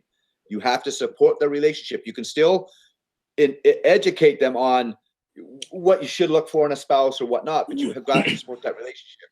Because then when that shit goes south and they want to get out, they will get out. But if you fight it, they'll stay in just so you're not right and you cause more problems. I'm telling you, you know. No, I appreciate that. And no, the decisions he's making isn't. I've recently learned that it's better to guide him than to control him. Right. So it's the same message you're saying right now, but exactly, I still have the last so many years of him looking at me as a control person. So there's, anyways, without getting into details on stuff, because that's not really what this topic is about. The point is that even though that, and it doesn't matter if it's stressed about that or my cat is sick, whatever. The point is that how do you still, even though that it is a stress, even though it doesn't do anything, how do you still deal with it? How do you mentally deal with the frustrations and the stresses of this stuff? So I'm trying to find what you're exactly saying, because I don't get frustrated. I don't get stressed. I'm not saying I don't get frustrated at times, like, and I don't want to say stupid, but sometimes you're talking to somebody and you're just like, dude, like you know, like there's zero comment. I mean, you know, common sense is like deodorant. Those that need it most don't have it. I mean, don't use it. Like, it's just, you know, it's like, so, I mean, I get frustrated in that moment. And like, for example, when we were at that, you know, I was getting a little frustrated that night. And yet I actually gave him a hug and actually apologized to him and said, sorry, I admitted my wrongness of getting a little bit over the top. So I'm really quick to apologize there. And so, for example, I don't know what you're doing or whatever, how you react when you're stressed or whatever, but if you get short or whatever, the biggest key is to literally, once you step away, own that shit and go back to that person right away. Don't worry about, oh, I'm the weaker person because I'm going back. But just go back and make that right. And some people, by the way, they can't handle that. They take that as weakness and then they start pouncing. And that's where it really takes that strength to still say, that's okay. You made that's right. That's exactly what my son's doing. Yeah. It's okay. Yeah. It's okay. I mean, just you just got to stand up and just be the rock and let the waves bash against you. That's you realization really that, and you just got to keep committing to yourself that stress and overreaction will never ever give a better outcome. And you just got to keep telling yourself that, and then eventually it can get there. I mean, kind of play a game with you, like, how big can you really be? How strong are you? Okay, well, I'm going to nap this stress right now. Okay, I like that. You know what I mean? Like, I like that. Play games with yourself. Yeah, it's a challenge. Yeah, that's right. No, I like that. Yeah. And then you just get to a point, dude, where it's programmable. You're done now. It's easy after that. Ryan, I really appreciate your thoughts. I don't want to take up everybody's time. Let me shut up here so other people can talk to you. Thanks, thank you so much for that advice. Yeah, I'll still be here, but I'm going to silence you and talk to somebody else. All right. All right. Who's next? I like these. Here from our newbies here, Charles and let's see who else. Minaj. I think Alice had accidentally dropped out. John always has.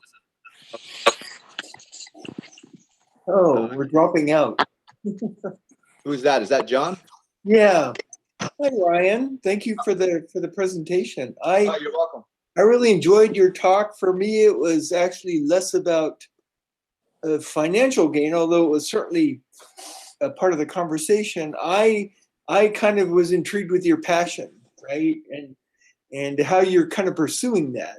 You know, that's, I think, what I was admiring. Each of us, you can never have too many passions in my estimation, and knowing how to go after things and stay after things, I think is admirable. So these are things that I'm doing as well. So thank you. Perfect. Appreciate that. I enjoyed the story very much, right? And I can tell that you have a lot of passion. So that's. See, and it's funny that he says that, because And if my wife was on the phone, she would say it, but I literally told her an hour and a half ago. Like I said, my body was kind of shutting down or whatever. And I'm just like, babe, I don't even feel like doing this thing tonight. And you know what I mean? And I'm just like kind of exhausted. Just, you know, would rather go home. I just want to go home and watch Golden Knights or whatever. And yet I get on here. It's like all of this energy comes. I have zero shutting down right now because it is my passion. And when I've said I've been so unfulfilled, it's because I'm not doing enough of this right now. I'm very introverted. I know you guys are not going to believe it right now because I'm yapping, but I'm very introverted. I don't talk. I mean, where was I that day? I was in my room when everybody else was out, and then you came into the room to talk to me. That's true. Yeah. I'm so introverted, but when I'm doing this stuff, I get going because I'm doing something I'm passionate about. And that's, again, that passion. But thanks, John. I really appreciate that, buddy. Sure. Well, just in passing, right? Because I think many people are introverts, right? It has to do with how you recharge, right? Tend to recharge with people or by yourself. But in addition, the notion of presenting, right, is something that an introvert can actually get a real rush from that, right? It's almost like a yin and yang thing where, you know, it's part of you in the same way that you're recharging when you're an introvert, right? Quiet. Yeah, so. Sure. Yeah, thank you. Hey, no problem. Thank you. Yeah, I'm also an introvert too, but like when I do the stuff, I get all juiced up too. So yeah, it's a good conversation because it's like, you know, as an introvert, you spend a lot of time thinking, you know, a lot of time like analyzing what's going on and learning. But then it's like, well, what good is that? All that knowledge and all that observation if you can't share it with somebody, you know? Yeah. So it's a good way for us to like share our gifts. I do want somebody else to ask another question, but I wanted to ask you a possibly quick question because I know everybody's like probably going to be hopping on here to like try to figure out how to make money. They want to talk about like, all right, how can I make money like right now? Right. So what would you say is the best place to start? Like if you had to start from absolute scratch right now, what would you do? Like, would you put like $1,000 on DogeCoin or like, you know, what would you do to like? No, 100% stay away from DogeCoin. I just sold all of mine today for a nice 480 something percent return. But you don't ever buy on the green. You got to learn to buy on the red, sell on the green. Honestly, though, guys, like I said, it's not financial advice, but get into crypto. It's not crazy. Whether you don't know anything about it or not, it is very easy to get into. Once you do 3 transactions, it's all right. It is changing the world. For example, title companies, when you guys buy a house, title companies will be a thing of the past. You don't need them. You have a smart contract on the blockchain that is way more secure and safe. So get in it. It's not a matter of you getting in it's a matter of when, because you will be getting in it. You will have no choice. Right. It's more secure. It's more safe. It puts more control in your own hands. So what would I say to do? Coins wise, Ethereum, Chainlink, Polkadot, and EWT. Those are 4 coins. Like, I don't want to really talk it all up, but within a year, you're going to do a minimum of 1,000% return. I know it sounds crazy, but Chainlink can go to $500. I mean, we're in a bull market right now, and it could peak at the end of this year in 2021. But like Bitcoin will be in 6 figures most likely, like anywhere from 150 to 300,000. It's only 32 right now. But these other coins like Chainlink can go to 500 to 1,000. It's sitting at like 23, 24 bucks right now. You guys, you don't have to buy one full Bitcoin either. That's a big mistake a lot of people think. Just because Bitcoin's 32 grand, you can buy $2 worth. But just don't go mortgage your house and put in it, even though that's what I would tell you if we were friends to do. But you know, go put $100 in it. Just put $100 for right now and watch that $100 grow. The only downfall I'm going to tell you is you will regret not putting more in first. And I have every single employee here in this company that will say the same thing. One guy put in 7 grand about in April, and it's now worth 37 grand. Well, he had 15 because he had an aunt die and gave him 15. I said, put all 15 in. He put 8 in freaking baseball or I don't know, some cards. I don't know what sport, but some cards. And he only put 7 grand. It was 37 grand. He would have like 70 grand right now. How do you put the 15 in? So just spend some time and get in it. Just baby step in it, whatever you're comfortable with and your own risk, but get in it because it's the future. It's technology. And the fact that you don't know about it right now and the people around you don't know about it, that tells you that's where the money is. When everybody starts to know about it, the money's, the opportunity's not so lucrative. So that's all I would say. What what were those coins again? You said Chainlink, Bitcoin, Ethereum, and what was the other one? I actually didn't say Bitcoin, even though Bitcoin's still good. But the altcoins are going to go up more multiples. But Ethereum, Chainlink, Polkadot, and EWT is a wild card. It's not really a wild card, but it's an energy coin. It's not easy to get. It's not in the mainstream yet.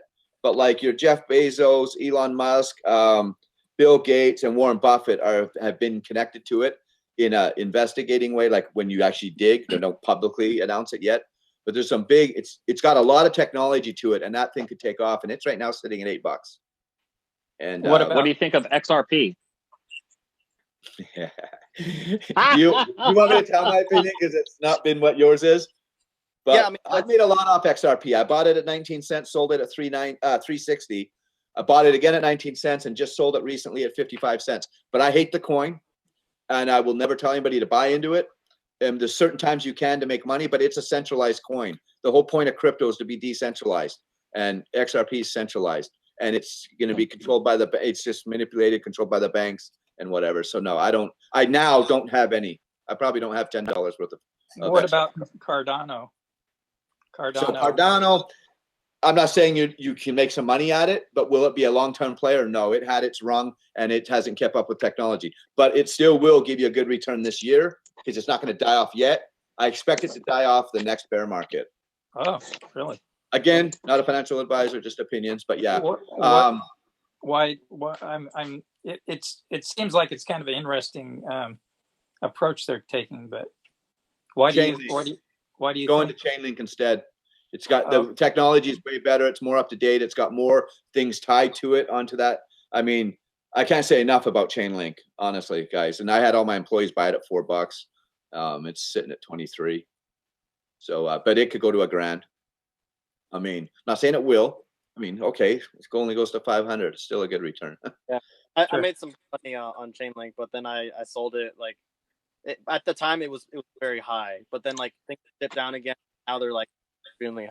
Guys, so, here's one thing I can say: you put your money in coins that are solid, like the ones that I got, the ones that I mentioned, and you don't sell when we have a big correction. You find more money and you buy in. Because one thing I got to explain to you guys. Let's just say you bought Bitcoin at $1,000, okay? And it dropped all the way to 100. How much did it go down? Somebody? 90%. 90%, right? Okay, so now most people are like, they either sell and bail and I'm out, or they wait for it to go up. So now how much does it have to go up to get back to 1,000? 90%. No, 1,000%. Right. Oh, yeah. Okay. You see my point? And I tell you this because that's the benefit. Go in ones you truly believe in so that you got the balls to go back in when they drop. Because look at so many people sit here, they either sell at a loss or they sit and wait and they throw away 1,000% just to wait to get to break even. That's where you buy is down there. Even though you bought up here, you buy down here. Sell it when it's up here. You just made 1,000% return. So I'm at the part. So I'm at the point where I put like 95% of my money in XRP at 50 cents, and now it's way down. So now, do I hang into it and wait, or do I get out and go to something else? Yeah, I fucked myself. I know. Here's what you do.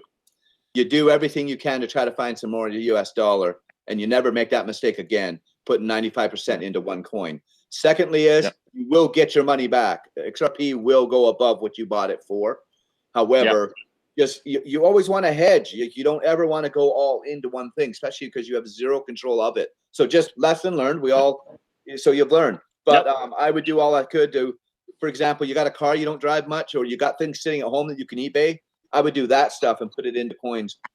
Because I'm telling you what, nothing that you have sitting in your house is going to appreciate in value. All right, except for my wife. Exactly. So sell your things, put it in the crypto, and you can buy better things later. All right. Now, also the SEC. You'll sell your wife. You may not get her back. No, I'd sell that girl. The SEC is trying to regulate probably all cryptocurrency if they can, and that's a big issue coming up from what I can see. No, it's not an issue. It's only an issue for the people that took who put their coins out for like big investments back in the day before they were going. New coins aren't going to have the issue because they're not going to go out. Like, for example, back in 2017, the ICOs and stuff, everybody was getting all of this money just coming in for ICOs and stuff. And that's where it's attacking certain coins. So I knew XRP was going to happen 3 months before it did. I knew they were going to have $180 million lawsuit against them. And so I was kind of, prepped to go buy in low at the 19 cents where it held. And it just happened through a friend that was in my $2,500 club. He was doing an alarm install for some other guy that I guess is like the third biggest XRP bag holder. And that's how he knew about it. So, but anyways, guys, trust me, nothing can be stopped. The cryptocurrency cannot be stopped. It is the future. And if you want to search the internet for the top 100, I have the website address somewhere.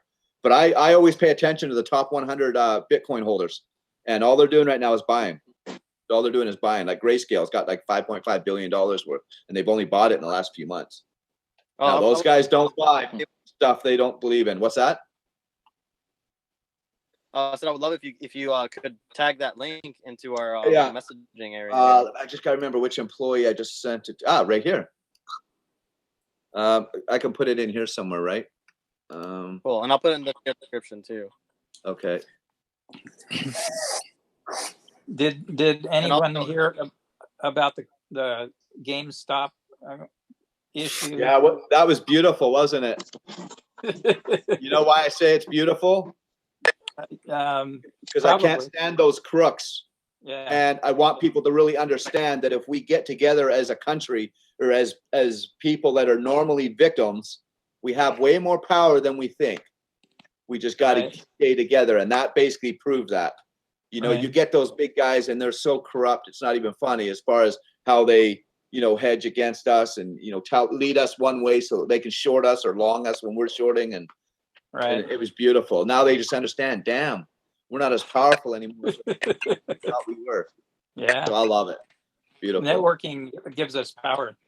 Yes, 100%. Yeah. And I also wanted to You're going sideways. I can't hear them. You're having technical issues. Okay. I'll be right back. Yeah. Anyway, I we've got so many changes going on nowadays. Technology is like growing exponentially, and technology has a huge impact on society.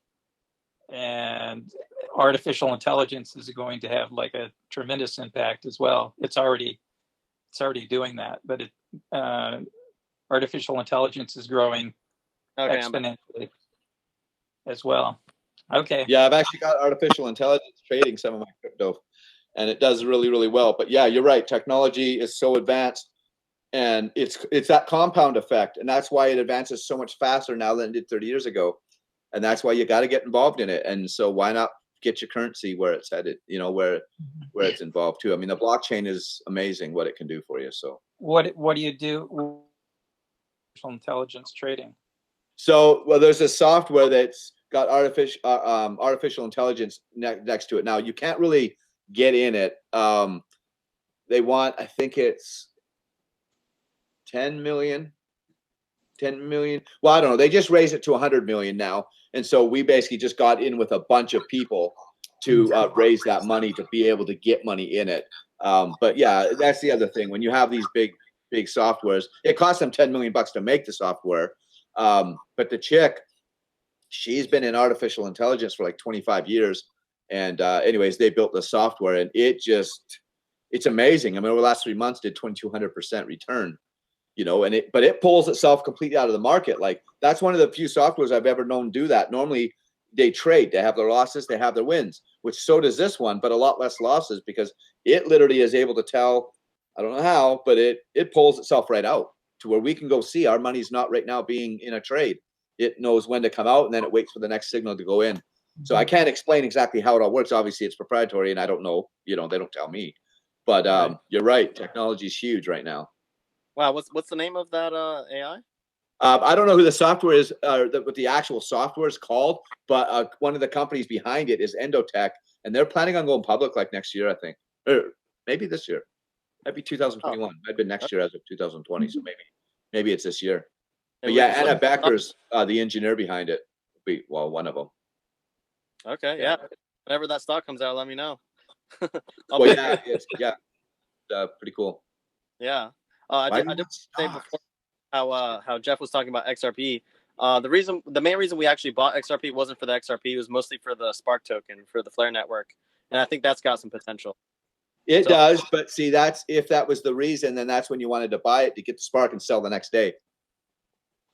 Do you know what I mean? Yeah, you could do that, but the second you got the Spark, because you always know after a fork that the one coin that got elevated for the fork is going to dump. You know what I mean? So yeah, always. I've never seen it any other way. Right. Yeah. Well, and that's why I sold the majority of what I had. I waited for the Spark token, and then I sold like half of it, and I got Cosmos, and that skyrocketed itself. So I'm pretty happy about Cosmos. And so another good thing that you mentioned about like having your money make money is with certain cryptos like Cosmos, for example, you get like a 9% like APY, which is pretty good. Like for just sitting there, like just making money. Yeah. I'm a little different with that. I mean, yes, conservative wise, people could go with that, but I don't stake any money. Okay. I don't stake any of my crypto. None of the returns touch the returns that I make by putting them in the right coins. Do you know what I mean? And I don't want my money being tied up on anything. I staked back in the day, and there was always better exits than when I was able to because I had it locked up staking. So I just don't stake anymore. The returns they will not touch. They will not. Staking's a little bit different if you're making those returns in a bear market, but in a bull market, I mean, you're choking your money right now. You know what I mean? Yeah. Well, how about? I've heard that you can stake and then not have an obligation to keep it staked. You can pull it out. In some cryptos, you can do that.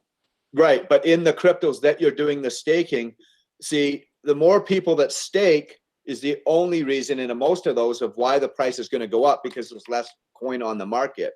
Right. But I want to be in coins where the fundamentals of the coin is why the price is going up.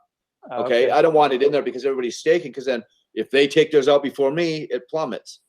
Right. You know what I'm saying? So that's the only difference with me. That's why staking's just not my jam anymore. Okay. Good. Well, so it sounds like a long-term hold or hodl, I should say, long-term hodler. But which one is, or am I? You're saying? Yeah, I'm saying. Yeah, I am in the coins that I'm in, and most of them. I mean, I've got a few Binance accounts where I've got maybe 20 coins in each account, which some I've just kind of got sitting there just to see what happens.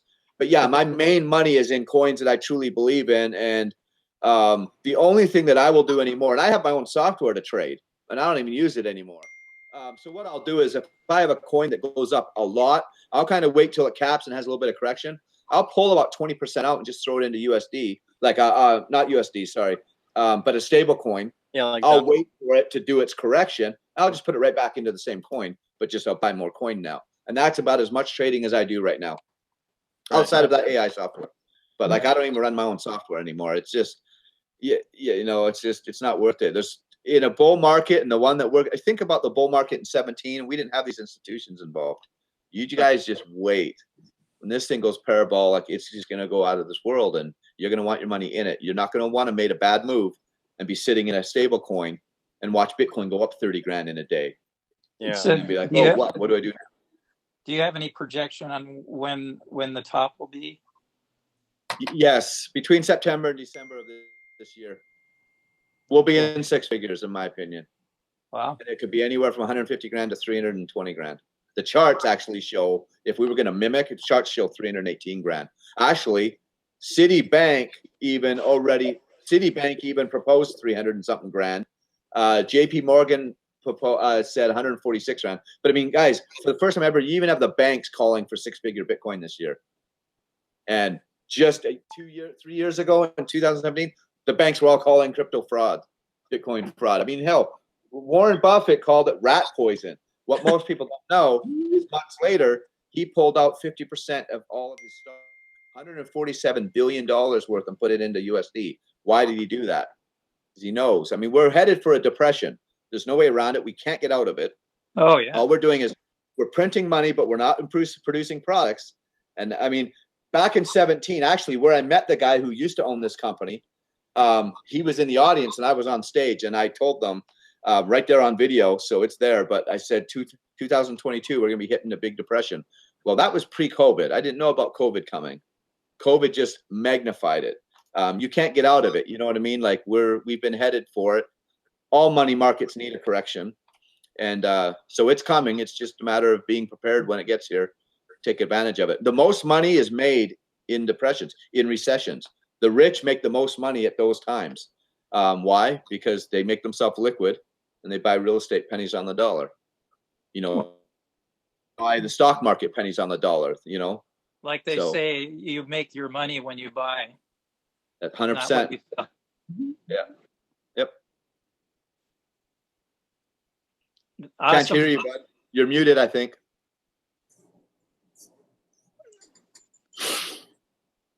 I've seen your lips moving, but I just heard no sound. Yeah. Oh, there you go. So I was gonna say, so what do you use to know when to like come out of a crypto and then go into a stable coin, and then when do you know to come back in? Like, what is there like a certain percentage that you like wait for? Like, if it goes up 20%, I'll sell. If it goes down, whatever. Like, what do you use?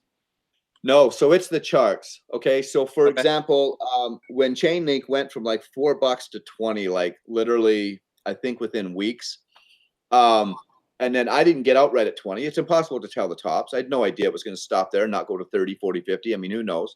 But when it started coming back down to 16, that's when I started looking at it. And then when I charted it out, there was a point when it was going up. It kind of held at 16. And then when it broke that line, that's when I'm like, okay, it's going to go lower. That's when I pulled out. And then I just started watching it. It kind of found some more support at 12. It actually dipped back down to 8. I didn't buy it then. I waited till it broke back up at the top and I bought it back in at 10. So, you'll never get to the bottom and you'll never get to top. But if you pay attention, you'll always know when it goes up like this, there's stops where it kind of found support. And then it took off again, found support. Always look where that's coming down. Like, for example, I went public on this one guy's YouTube channel. I don't ever do public YouTube channels because I don't want to hear these people out there that won't put their face on their YouTube, and they talk like they know what they're doing and they got $10 into crypto. But the one guy putting on the video, I just had enough. And he was telling people to short. It was when it was dipping and we dipped down to 28 and it was at 30 and he was telling them to short. And I put a comment and I said, are you kidding me? And he was looking at the monthly candle and he was saying, I was looking so bearish. I said, dude, so I just commented. I said, enough's enough. I said, you can't, looking at a monthly candle with 9 days left in the month is useless because you have 9 days for that candle to completely change. I said, right now, in my opinion, this is a perfect long position from 30K to 34. And what happened? And then anyways, he went right back and he commented, oh, if you're having troubles trading and you need help, you can phone this number or whatever. And I replied back to him. I said, look, just because people are watching your channel, don't go assuming that they all don't know crypto. I guarantee you don't trade 10% of what I trade. I didn't tell him, show him who I was. I was actually on one of my other channels. I got about 900 YouTube channels. So he wouldn't know it was me. I said, you probably don't trade 10% of what I trade. I said, so don't, and I just said that. And then he replied back and he's like, he says, oh, point taken. So he understood what I said. But it was so funny. It was an hour and a half later after we were done commenting. He did another video, told people to long from 30 to 40. And it was a perfect call. It went all the way up to 33,900 before we broke back down to 30 grand. And now we're back up, I think, to 34 again. So yeah, it was a perfect call. But he was telling his audience to short because he was looking at a monthly candle. So anyways, I look at the charts. I look at the charts, but also I look at the world. I know what's going on. And with the investment money, I mean, so many people are thinking, hey, it can go down to here. And I'm like, dude, there's so much momentum. You got Grayscale spending millions and you just got all this stuff happening. So, well, people are going to flee the dollar because the dollar is going to lose value.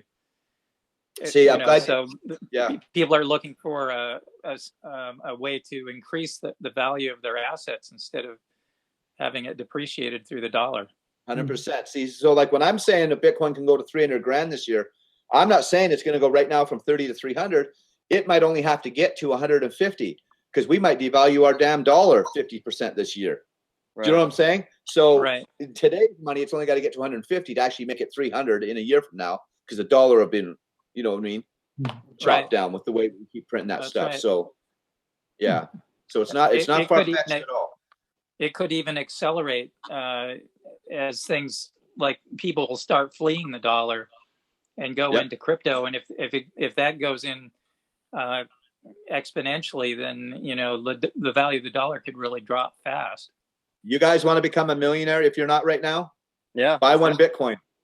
Buy one Bitcoin and hold on to it. You will not even have to hold on to it 10 years to be a millionaire. Probably like 5 to 7. Wow. If you really want to get, or instead of doing that, spend 32 grand, put some in Chainlink, Ethereum, and Polkadot, and you'll go up way more multiples. And then against Bitcoin, then put it into Bitcoin, and you'll have maybe 3 Bitcoin if you put the same amount in, and then you'll have $3 million in there. But Bitcoin will be $1 million. It's mathematically impossible for it not to be, as far as the mining and stuff like that. So if you could only pick one, Chainlink, Ethereum, or some of the other ones that you mentioned, which one would you pick? The only reason I would say Ethereum right now is Ethereum is filling up with fuel, and it's about to explode. Everything is being attached to Ethereum. All of these coins that went off on their own to have their own little chains and stuff like that back in 2017, where they got their little hype because they were going away. No, they're not now. They're now making bridges to come back on Ethereum, because Ethereum is the man. And I'm telling you, it's about to explode. As much as I love Chainlink and stuff, Ethereum will pass, in my opinion, Bitcoin in market cap. And it's just going to explode. And it could explode up to $3 grand. It could go to 5. It could go to 10 this year. But I still wouldn't just go into Ethereum. I'd never tell people to go into one. I'd say get in Chainlink and Ethereum and Polkadot, and you'll all be very, very happy in a year. Diversifies a good. It'd be stupid for me to tell you to go into one thing, even though as safe as Ethereum is. I would still say put your money in all 3.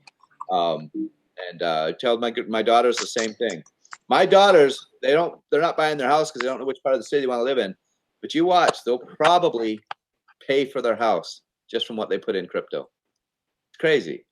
And they're 20, 22, and 24 right now. So yeah, this is the chance for people to really get ahead of the game. And then think about it. Just keep your living wherever it is now.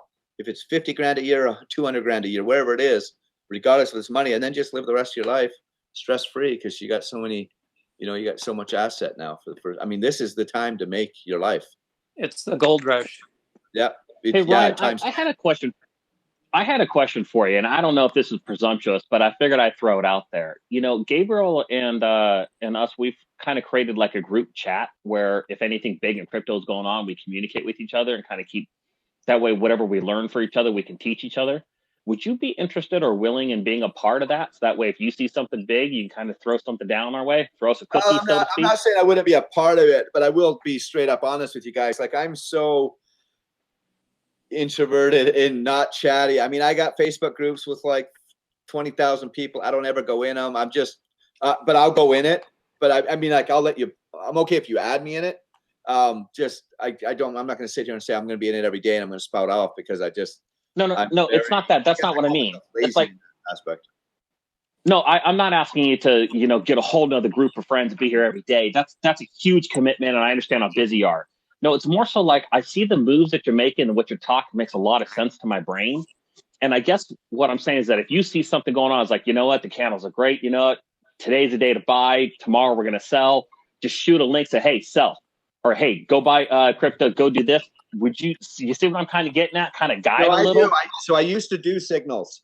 And part of that $2,500 course, they even got these signals. And the only reason I stopped out of that, people don't pull the trigger when they're supposed to, and they don't sell when they should. And then when they find out that my call was right, then they go buy. Well, no, now we're at my sell. That was the whole thing. And then they buy up there, and then they come back to me like, Ryan, what do I do? What do I do? We're down 30%. What do I do? And they're all panicking and stuff. And I would go in there, and finally I'd have enough. I'm like, look, we can't keep communicating this way. I'd get them on a call. I would look at their trade. They had $15 in the effing trade. They're down 30%. They're down $4.50. Are you effing kidding me? Wow. And they're panicking like they have $1 million on the line. And that's when I just said, enough's enough. I don't move in and out of the market very often. I buy at buy times. So, for example, EWT went down to 650. Ethereum had just taken off and went up to like 12 something at the time. Okay, so I took some of my Ethereum and I went and bought EWT, but I didn't pull it out or nothing. but I bought because it was a good ratio. It was funny because EWT happened to go to 950. And even though I didn't want to get out of my EWT, it was worth so much more Ethereum at the time. So I pulled back out and I basically made a 50% gain right there. So that's all I will do. I'm not playing so much on that coin, but like if I have a coin already that just took off and it's going to sit and hit support and actually kind of do a correction, I'm going to go in, I'm going to take it and put it into another coin that actually just did its correction. See what I'm saying? So I'll move a portion of it. I do. Yeah, it makes complete sense. But the problem is that I don't know how to look at those. I don't know how to look at those graphs. So I definitely need to learn that. But, you know, I've never had the kind of money I have right now. And I know what's going on with the economy and I don't want to lose all this money. This is the first time in my life I've ever had, you know, like $100 grand together. So I put a ton of money in this and it tanked and I don't want to be broke again next year. So the stuff you're talking right now is critical to me. And I'm the kind of person that's going to get this. I've been my own business owner for 18 years now. So I need to start making some changes because this business isn't going to last for the future. You know, like with your sign business. Don't chase the greed and get into coins that you believe in. One comment about gold. I can't remember who said something about gold. So many people want to keep their money in gold because they just think that gold's going to go there. Listen, gold will never touch Bitcoin. And I'm going to tell you why. Yeah. People think that gold can get to 10 grand one day. Here's what happens when, first of all, gold's unlimited, FYI. It's just scarce. Okay, Bitcoin is limited. There's never going to be over 21 million. By the way, over 25% to about a third is already lost from back in the day. So there'll really never be more than 15 million Bitcoin available ever. With gold, what would happen if gold got to 10 grand? Do you know how much more feasible it is for now for people to put hundreds of millions of dollars into mining equipment to go mine the gold that they know is there, but it's just so expensive? Well, now it's actually worth it because it's now 10,000 versus 1,900. So all it's going to do when the price goes up, it just makes it more available because they can put more money in. Well, guess what? You can't go put more money in mining gold, Bitcoin. So I'm just saying that out there. Like, what are you going to do with $1 million of gold? If you're going to store it at your house because you want to be safe and not have it in your own hands, well, now you got to have $250,000 worth of security guards. You don't need to stop you from getting robbed. You can't buy nothing with gold. You see what I'm saying? Yeah. Like Bitcoin, I have absolutely sitting right over there. I could have $10 billion in there. Nobody can touch it. And I can give you guys my treasure and you can't touch the money. I can give you the damn PIN code to my treasure and you can't get my money. Because you don't want passphrase. I mean, it's just like, it's so damn secure. It's beautiful. They can get more gold by mining asteroids too. 100%. There's an asteroid out there. I can't even remember the amount of gold that's on there, but it was a number past quadrillion, everything. I've never heard of the number. It was so big, and it's just one asteroid. You're right. Yeah. And you go put gold at like, $15,000. They're going to be able to, they can go pay for equipment to go mine that stuff. That's right. Yeah, see, I don't agree in gold. That's why I want to be in crypto. And Gabriel was teaching me some of this stuff. And as I said, 2 months ago, I put a ton of money in it, way more than I didn't diversify. So the point is that I need to learn how to do this properly. And, some little tidbits from you and a little guidance here and there would be like huge. But no, I'll go in that group. But the 4 tidbits I gave you today, one of those, you come back to me and not be very grateful that you put your money in there. Right. I'm going to do that later tonight. Yeah, I got one employee right now that if Chainlink gets to $1,000, where a lot of people just think it's going to, I mean, just with what he's got, he'll be $4 million just on that coin alone. I got him in other coins like EWT, and I mean, I'm telling you guys, it's just that is so rewarding for me. I mean, these guys literally they thank me on a daily basis. But like D-Rock, one of my employees, he's just like, he can't thank me enough. But he's like, I've never had so much hope for my future. Well, now he's been getting other people into crypto. And he's like, Ryan, thanks so much. Everybody thinks I'm a genius because they're all making money because they get in at the right time. It's just a good way to help people, but don't spit off all of these other coins. I mean, Gabriel, your nice discussion on XRP, and they're never the same, Right. But I've been in the game. I mean, I started buying XRP back in like early 17. Learned a lot about it and what's behind it and just other coins. And guys, don't get me wrong. I never did everything right. Like I threw away Bitcoin like crazy. Like back in early 17, I was making so much of it and it wasn't really a currency for me. I mean, I gave away / threw away 170 Bitcoin in like a 90-day period, just like, oh yeah, let's go here. Here's 10 Bitcoin. This guy's going to give me some software that I can go help out my group with, to find out that software was a scam. And I gave him 10 Bitcoin, but then funded the account with 10 Bitcoin. So there went 20 Bitcoin. And oh yeah, I was just stupid. If I could go back, I mean, we'll always say that 2020 hindsight, but I'm telling you guys. Well, that's the thing, is that I believe in. So I don't advise outside of what I do anymore. And what I do right now just works. I have one account on here. Actually, I'll look at it right now. Oh, then I won't see you guys maybe. Well, here.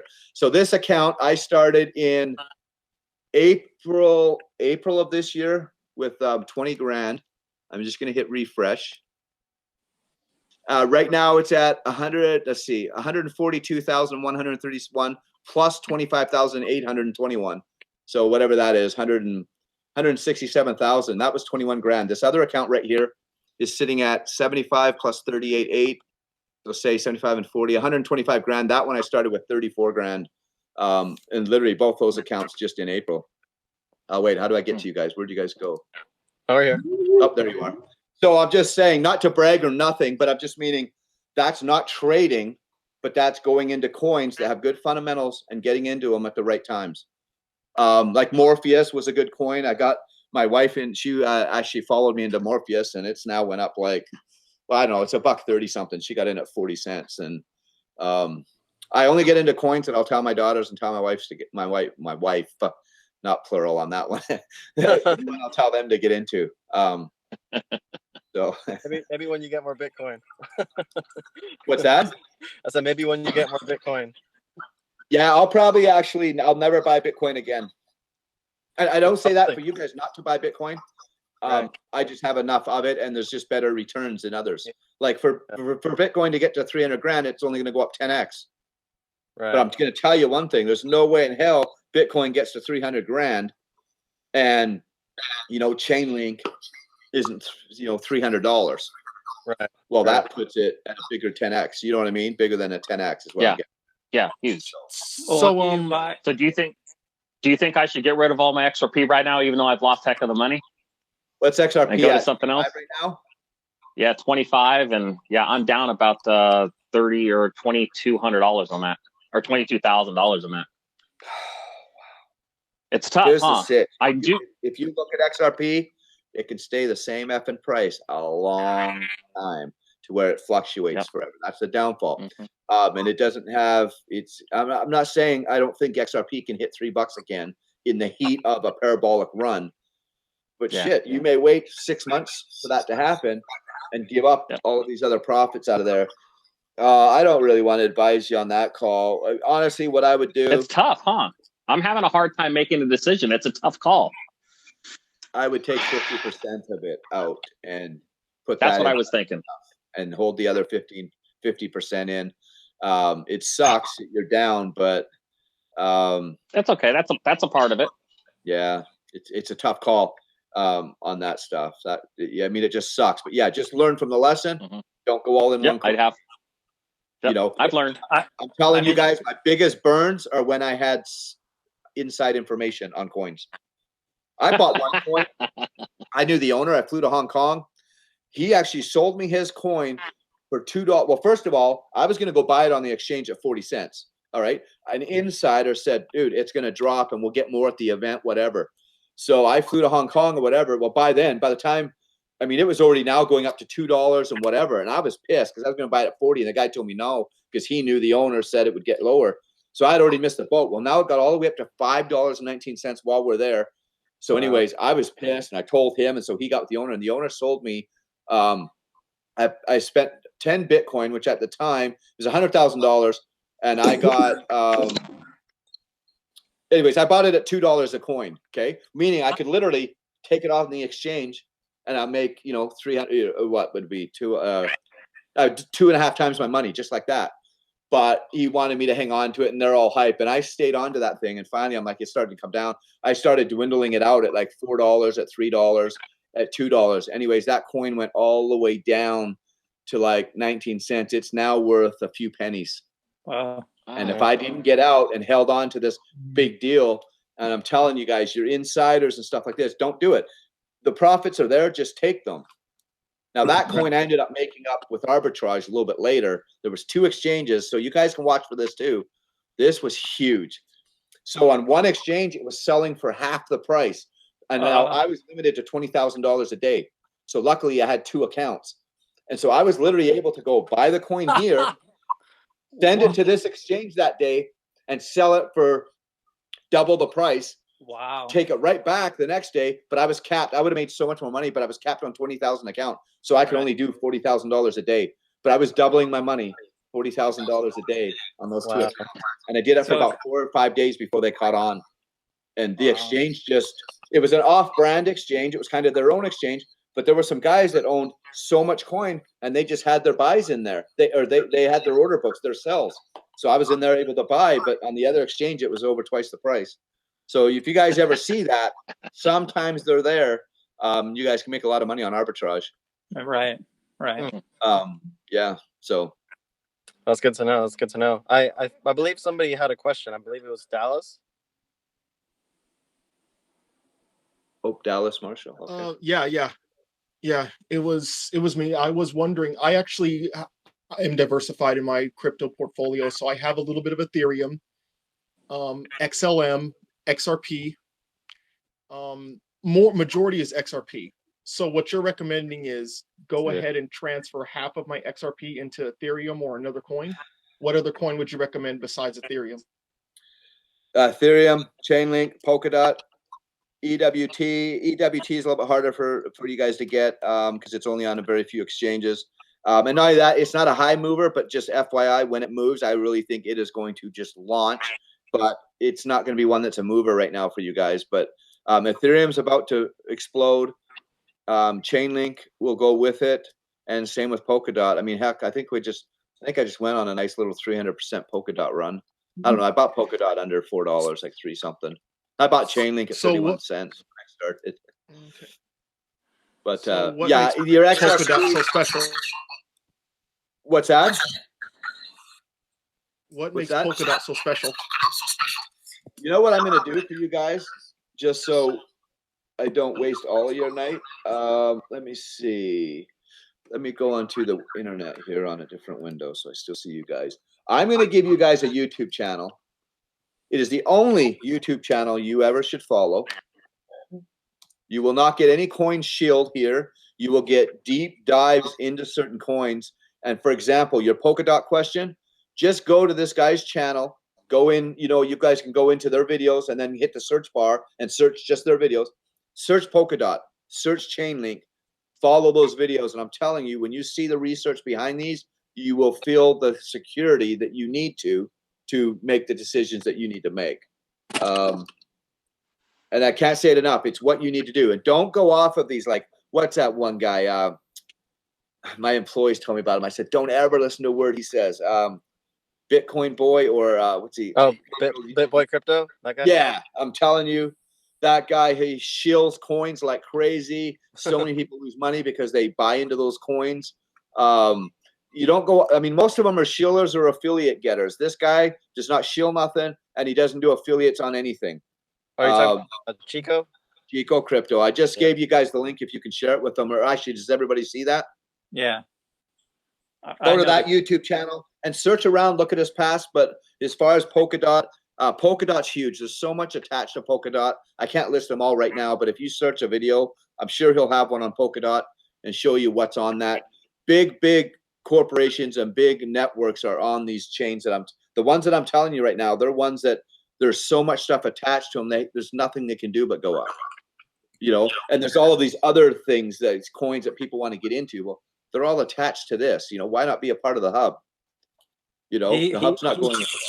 He shared his hair about a week ago. Yeah, right. Yeah, he waited until we got to a new all-time high, and then that day he had the guy come in and shaved. And what was funny is he split that. He made a deal with the barber that we'd split the tips, and he got a lot of tips that day. Yeah, so that barber made a hell of a lot more money he would have made if he would have just charged him. Yeah. No, he's a good guy. I mean, to be honest with you, I'm surprised that I know he did get attacked a few times, but this guy tells it like it is. He tells it what the research shows, and when you get into these money games and you say something that exposes people, I mean, murder's on the table, and he's had a couple threats to him. I mean, but he's that legit. He's just there to. He's got some very good researchers in there that they dig deep into coins. Actually, and he's the only one other than me that thinks that Elon Musk is Satoshi. And I've been a year and a half, and he just did a video on it. Yeah, I have a funny feeling Elon Musk is Satoshi. I don't think so, because like he was going through real hard times, and if he had like thousands of Bitcoin to sell, he could have like bailed himself out. But why would he do that when he knows he got the Bitcoin at a penny and he knows it's going to be worth $1 million?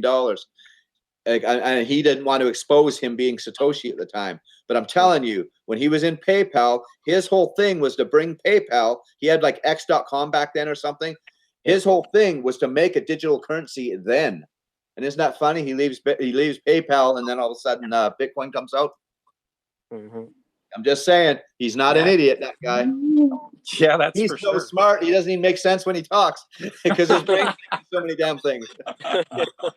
Anyways, I'm just saying, my money's on that he's Satoshi, and whether it will come out one day, I don't know. But here's one of these things. A lot of people ask me how much crypto I have or whatever. I don't ever tell anybody. Now, unfortunately, I've had a few little parties. So there's 3 of my employees that happen to know a few of it because, you know, when you get a little bit soft, you're a little more free to be stupid. And I would show them the odd account. But it's not good to tell people that you have the large amounts of money, because even though it's secure and on my Trezor and whatever, and you beat the hell out of me, they're still willing to try to beat the hell out of you to give it up. Do you know what I'm saying? And I'm saying, Elon Musk, think about this. If you invented Bitcoin and you've already been in the financial market, I mean, you're part of PayPal, you know it. He's had money, but he invented this, and he understands really how secure it is, how unstoppable it is, and what it's going to do in the future. And he was able to get his at pennies. Do you think he wants anybody knowing that he's Satoshi when he might have 1 million coins over so many wallets? That kind of money. Do you know what I'm saying? And then, of course, when you get you get the Silicon Yahoos and all these other big guys, you get treated different. For example, I get this one guy who asks me all the time how much crypto I have, and I literally don't tell him. Actually, 2 guys. Why? Well, one guy's a business partner of mine, and it's just because if he had any idea, he would try to, let's not split our company 50-50. You don't need the money. Do you know what I'm saying? People get that way. So, you know, you just kind of keep it to yourself and you help people make money, and they assume you have some if you end up being right enough times, you know. That's a good point. Yeah. And it's always better to like take responsibility and learn how to become rich than to depend on somebody else. Because it's like now you have a skill, right? You have a life skill. It's like you can give a man a fish, or you can teach him to fish. Yeah. Yeah. You know? Yeah. So that's what I like about you. You teach men to fish. You know, just give it to them. Yeah, because I want you to be. I mean, here's the thing I tell people, and that's why my employees like, I'm a genius. Now everybody thinks I'm a genius because he learns from me, learns it. And I've always told him, I said, listen, you don't really know it until you can teach it. Yep. And now he starts teaching it, and you understand when you teach it. That's when you know if you know something or not. Because if you can't teach it, then you don't know enough about it. So you got to go back to the learning. If you don't ever teach it, you don't really know you truly know it. You know, and that's what I tell them. And I mean, the guy's smart. Well, even just like you, like, I mean, you know how many guys that I tell about Bitcoin, and I just get to the point now I just don't have expectations, because if not, I just get let down. But with you, who was the main dude at that place we were at? You mean the shaman? Yeah. I don't remember his name, but yeah, I know who you're talking about. Well, anyway, so he had pulled me aside and he had asked me, I didn't even know he knew I was in crypto. So maybe you had told him or whatever, but he's like, hey, you know, if you don't mind, I'd like to reach out to you and get into crypto and whatever. And I'm like, oh yeah, no problem. And I just left it. He had contacted me, and you said the same thing. And so did that other guy that I ended up coming there with, actually, that I shared the room with. And they both have messaged me back and saying, thanks for coming, and they've learned a lot or whatever. But outside of that, no. And that you said you're going to get into it, and same thing. But then look, you got into it.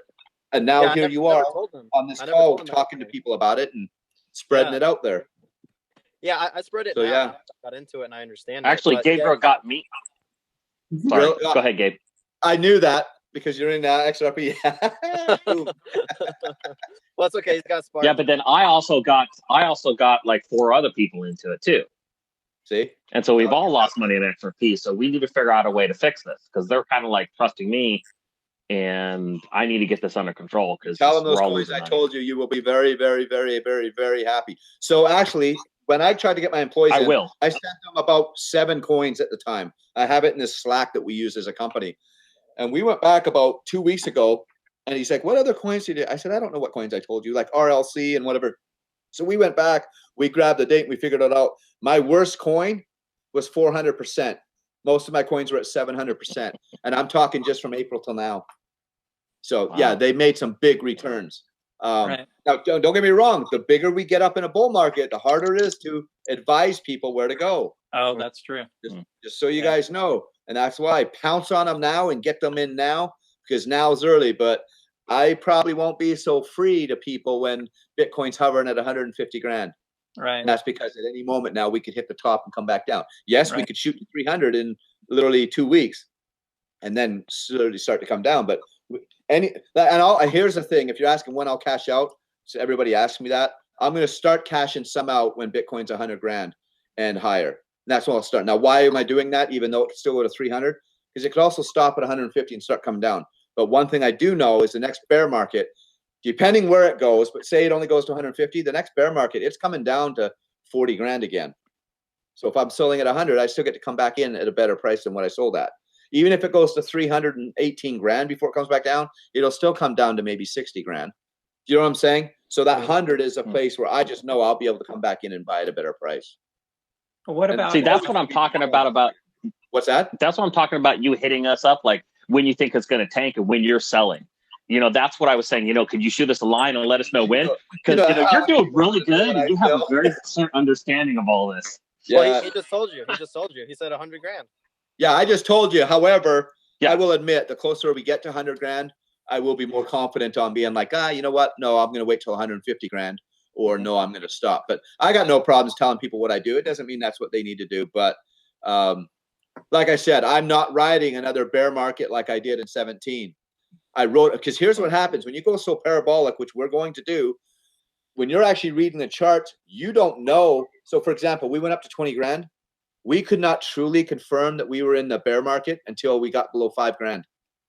Because it went so parabolic, you could still chart it out that, okay, we're just coming down for a correction and could go back up again. And that's the problem with going parabolic so fast. And I'm not riding another one out. So And is it it's better- just hard to sell when you're like, dude, I could have sold it here and now I'm going to sell it for 1/7. You know what I mean? And I'm just like, I just turned on my head. I'm like, screw this. How do I earn more money, or how do I get paid crypto? So now I have a bunch of crypto incomes coming in because there's nothing better than getting paid crypto. It's an infinite return. You know what I mean? Like, Yeah. But yeah, It's a good like if say something very sharply spikes, like say like greater than 20%, or in a very short amount of time, is it better to like sell maybe like at least half, so that way you cashed out some and then like hold on a little bit more if it keeps going higher? But if it does start to tank, then you just either hold or you sell later. Yeah, so I wouldn't say it as a 20% rule. What I would say is whenever it takes off, for example, like I said, Chainlink went up 400% before it really started to kind of do a correction. Right. When it goes to its top, it's always going to, almost always, it's going to come down a bit, and then it's going to peak back up and give you that second hope. And then when it stops there, doesn't get a new all-time high, stops there and then starts to come down, that's when there's a very good chance that, okay, now it's going to come and do its correction. And that's when I would move it out, and I would move it into another coin that you believe in that happened to have just done a correction. Right. And that's how you get to kind of piggyback off of their bumps, Yeah. It's momentum. Yeah, always. I mean, be satisfied with a 50% return, even though it might get you a 500. You just don't have to go get it all. But here's the benefit: you pull out at a 50% return, and you maybe pulled out 25%, okay, on a 50% profit, and then it ended up doing its correction and coming down 50%. Well, now that 50% profit you took out, you're now getting able to buy, like 3 times that coin, right? Because now at half the price. And by the time it gets back up there, you've taken that 50%, turned it into, a couple hundred. Right. So yeah, definitely a good idea to do that. And that's why I say, just don't let greed get you. I mean, guys, if you're used to playing the stock market, you're averaging 10% over 10 years. Yeah. And here we're talking about hundreds. And I mean, I had one coin that got me 160,000%. I bought it for a fraction of a penny, and it went to $1, and it was a fraction of a penny. You know, there's those coins out there, but I don't ever chase them anymore. Okay, one last thing. I had one account. I literally put 3 Bitcoin in. Bitcoin was 10 grand at the time. That's 30 grand. And my group that were coming on my webinars, they were begging me to do this. They wanted to go chase the wild cards because they heard that I had a couple that just freaking scaled. And they kept begging me. And I'm like, no. And I said, okay, fine, guys. Here, we're going to get an account over here in Cryptopia because that's where the looser coins were because they didn't have much standards. And I said, okay, you guys just tell me how much you want in it. We're just going to buy all these. And we did. I put in 3, and they all only put in a Bitcoin. And then guess what happened? Now, we had to keep them there, by the way, because some of the coins, you couldn't even get them off. Like, you couldn't go put them on a Trezor or something. And isn't that funny? Go to Cryptopia.io. You'll see what happened. I had 5 accounts there. Well, Cryptopia got hacked, and it'll never come back. All the money's gone. So, lesson to learn. Don't chase those big bad boys. If you luck out and get in one, like, for example, I sold all my Doge today. It was up 480%. That's good for me. You know, if it comes back down, I'll buy. I did hear something from somebody saying it could possibly, they're talking that it could go up to $1. Well, if it did, that'd be another, who even knows, 2,500%, whatever it be. Big deal. How many times you want to make 480%? You go chase the 600, you're going to lose and sell out at 10. Do you know what I mean? Like, when did you buy your XRP, Jeff? What price? Or you bought it 50? I bought it roughly. It's at 44 cents. I bought it. Oh, okay, so you did buy it somewhat high, but at 44 cents. So why didn't you? I think it got to what, 60 something? Why didn't you sell there? Okay, so that's the average. I bought some of it at 70, some of it 50, and some of it at 30. Oh, so you just so the average. When I told him to buy, so this is one thing you guys need to learn. It's so easy to want to buy when it's pumping. I had a guy text me today. Should I buy some Doge? I said no. He says to me, "This is why I text you." You know what I mean? Like, they want to buy on the green, and then they I've debate learned. on the red. No, it's the other way around. You want to believe in the coins because you want to buy them when you actually think there's a chance they're going to disappear. But because you believe in them, you buy, and that is where that money is. That's where you get your 1,000% gains. You don't just go buy in a coin that's sitting idle and expect 1,000% gains. That's when you lose. You got to buy when everybody else is selling. All right, I've got a question. Like, I hear you. Chainlink. How could you discover that Chainlink was a good coin to get when it was like pennies? So I started buying it at 31 cents. Wow. But I'll be honest with you. My software started buying it then. I had no idea what Chainlink was at the time. My software bought me some Chainlink at 31 cents and 61 cents. And it just happened to luck out that when I shut off my software and stopped using it, it hadn't made sales on those coins. But I started buying Chainlink myself at $3. But that's when I started doing the research on it. So the key, I'm telling you guys one thing. You follow this channel I told you about. Now, I didn't listen to him back in the day when I was in my stuff. But now, if I just want to learn any new coins, follow his channel. And you don't even have to really watch the video. I mean, you can kind of look in his descriptions. He'll always post when he talks about what coin. Click on it. It'll timestamp you right to that. He does it, all of his in-depth stuff. And you'll know there if this is a coin you should get into or not. And like, for example, like, could you go get into Chainlink right now? I think it's what, $23. Could it go down to, 18, 17 if you just get in today? Yes. But would I tell you to wait for it to go down? No. When people ask me, when should I get in? You get in now. And yes, 95% of the time it's going to drop from when you get in. But if you wait for it to drop, you'll always lose for 2 reasons. One is there's no guarantee it's going to drop below what it is today. But second of all, if you are a waiter and you're waiting for it to drop, when it drops, you still don't have the balls to buy in because you're still a waiter. You think it's going to drop more, and then it takes off. Yeah. I'm telling you guys, I've taught thousands of people in this game, and it is a 98% accurate statement what I just said. So I tell them, get in now, and if it drops drastically, look around your damn house, sell something to get more USD to buy more than at the better price. Or borrow money, buying at the better price. And then when it rises back up, just sell what you bought. You made a nice little hefty gain. You could take out the principal that you borrowed, pay it back, and now you have all of that more coin sitting in there. You know what I mean?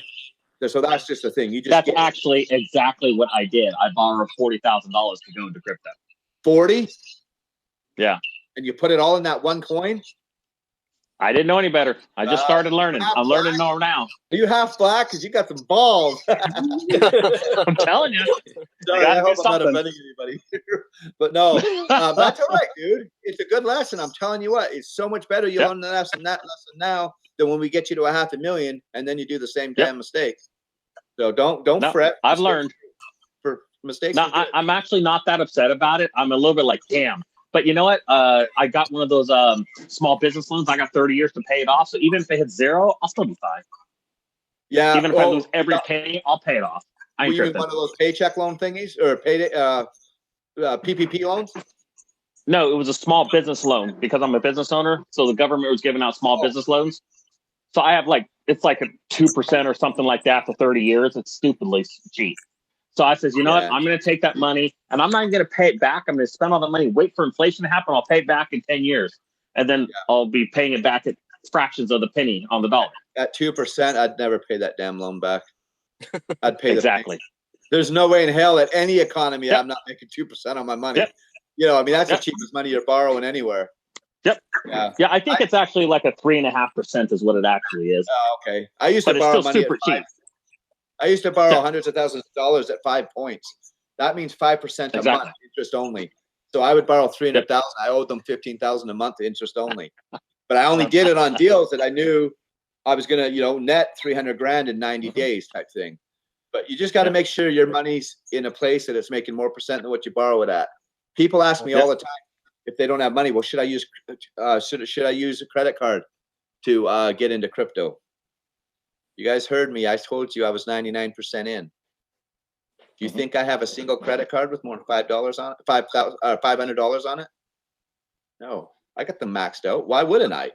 I got credit cards that are 0 interest rate, even the ones that are 15%. I just told you I made 480% return today, just today. Yeah. Like that's like 20 years on that damn credit card worth of percentages. Do you know what I mean? Of course I would. Yeah. And here's what I tell people. Everybody say, oh, that's bad advice you're giving them. I said, bullshit. Like 65% of Americans have their credit cards maxed out anyways and only pay the minimum payments. But if you ask them what they bought, they can't tell you. They never bought an asset with it. They bought the shit they don't need. They went to Costco to buy a $150 barbecue, but there was this one for $1,500 that looked so good. They had $15 on their credit card. They bought a $1,500 barbecue. That's never going to make them any money. It's now worth $200. Why am I upset to go tell them to max out their cards into an asset that's going to get them money? I mean, any of those coins I told you right now, you couldn't even go 30 days and not get back the full interest of a whole year on the credit card. You know what I mean? So yeah, leverage what you actually have. I actually do have a credit card that's got a $20,000 limit I haven't used. So I might do what you're saying. That makes sense. All right. So FYI, if we're going to go down that rabbit hole, don't take the money out cash advance. No, okay? No. Which means you can't I'll run it through my business. I'll just run it through my business and I get 2% out and then I get cash. Yeah, that'd be stupid to do cash advance. Yeah. And a lot of people don't know that. I mean, the cash advance trick, like even if you just do $100 cash advance, you have to pay your whole limit. That's the last interest that comes off. So you have to pay off your card 100% before that $100 cash advance comes off. But no, max that hog out. I got no problems telling you. Just make sure you can fund the minimum payment, through your personal expenses. My one guy that I told you could pay off his house now, he started. Guess what he did? I told him, I said, look, you need to get your credit in order. Go fill out a couple credit cards. And he filled out a loan. It was all credit card and loan money that he put in. And he turned it into a house. And that was just I was talking to Gabriel about this, and Gabriel had some student loans. I says, don't worry about paying them off now. Wait for 30 years for them to pay them off, because that's when inflation goes crazy. And then now you're going to be paying back pennies on the dollar. Gabriel, are you still on here? Yeah, I'm here. Phone the damn government. Are you paying your loans right now? No. I was going to say, phone the damn government and they'll waive your payments right now because of COVID and stuff, and put that money into crypto. Yeah. No, you guys, you got to leverage what you can leverage, because there's never a better time. If you got a car, I've never understood leveraging. Drive, I've recently been learning it. What's that? I said I've recently been learning about leveraging your money and how it works and the concepts. This has been very educational for me because, as I said, I've been in business for 20 years for myself, and so I understand money, I understand business, but I never really understood this leveraging concept. So this has been huge for me. You probably just saved my life in a lot of ways, brother. Good, and you want to incentivize yourself. So like I said, I just relocated here for a year to take care of this company, and anyway, so I just brought my big Dodge truck here. Well, I didn't want to drive it all the time, so I wanted to get me another Corvette. But I can't justify spending money right now because all my money's in crypto. So what did I say? Okay, I'm going to do another online business, motivate, because I wasn't very motivated. So I'm like, I'm going to motivate myself. I'm going to do this business, and I'm going to get paid crypto like it. And if I get X amount of dollars, then I'm going to go buy my Corvette. I'm not going to pay cash for it. I'll finance it, and then I got to earn it. So here's what happened. The first 2 weeks, I was paid $17,000 worth of Ethereum. Now my Corvette was 60 grand. Okay. But I financed it and I only had to put 10 grand down. That $17,000 worth of Ethereum was back when Ethereum was $200. Dang. Yeah. You guys do the math on that. I just bought 2 bets. I mean, I didn't buy them, but I mean, that 2 weeks worth of work, because I went and did the investment first, put it in the right vehicle to buy my vehicle. So I got my bet for free, and I'm still floating about 70 grand higher than it right now off of that Ethereum. Wow. That's how you got to do things. The rich, they buy their toys, but they buy it with investments. They don't buy it before the money makes an investment. And the poor, they buy that nice car because they got to be better than the neighbor. And then that car keeps them poor to where they don't have money to put in to make money. Right. And use it for motivation. You want to buy that thing? I'm not saying don't buy it. Get yourself an asset and work your ass off to make that asset buy that toy. Yeah, and that's where your motivation actually drives. Here's another question. You can actually borrow money if you have crypto. You can use the crypto as collateral for borrowing more money. Yes, you can. Be very, very careful, because if we have a correction and you don't fund, your collateral can be not enough. And if you don't fund it before it becomes not enough, it's gone. And your fees, it's kind of like getting liquidated when you're trading margin.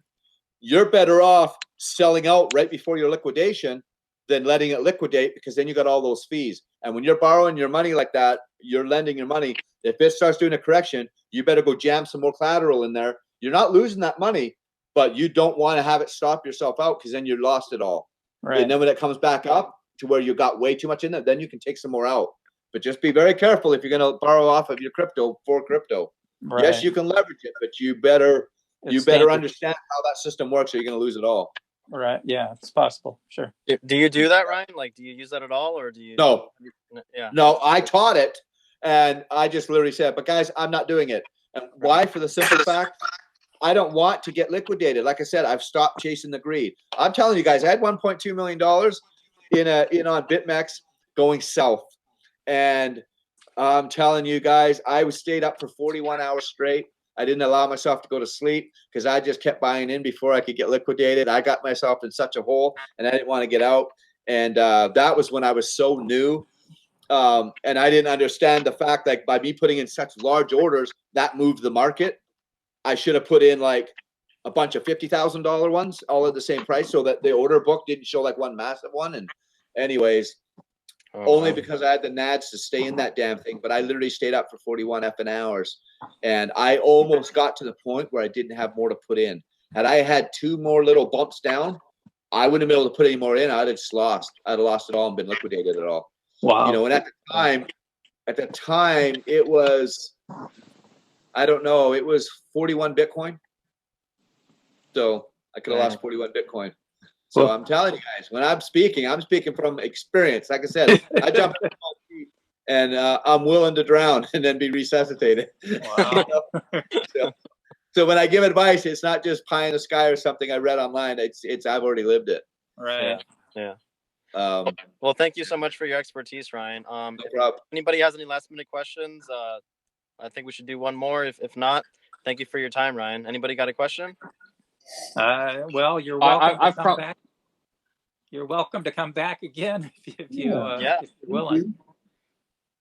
I think somebody might have had a question. Somebody, was it you, John? I'll tell you what. No, it was me. I'll tell you what. I had a comment more, so I wanted to say thanks so much for your input. I'm really gonna be thinking about everything you're saying because I really do want to make something of it, and I can tell your brain is really sharp, and I got a brain kind of like yours, and so I want to manipulate my money the way that you are, and so it's a very different way of thinking, very different. Yeah, the rich don't get rich because they're smarter than you. I mean, they don't.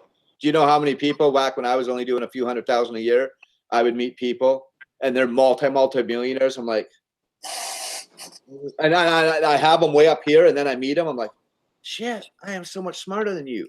You know, it takes taking action, and then there's a lot of people smarter than me, way smarter. I mean, and they're poor. It's church mice. You know, like it's a matter of being disciplined in every aspect of your life. Honestly, discipline is probably the number one thing for success. Discipline, and then knowledge follows right after that.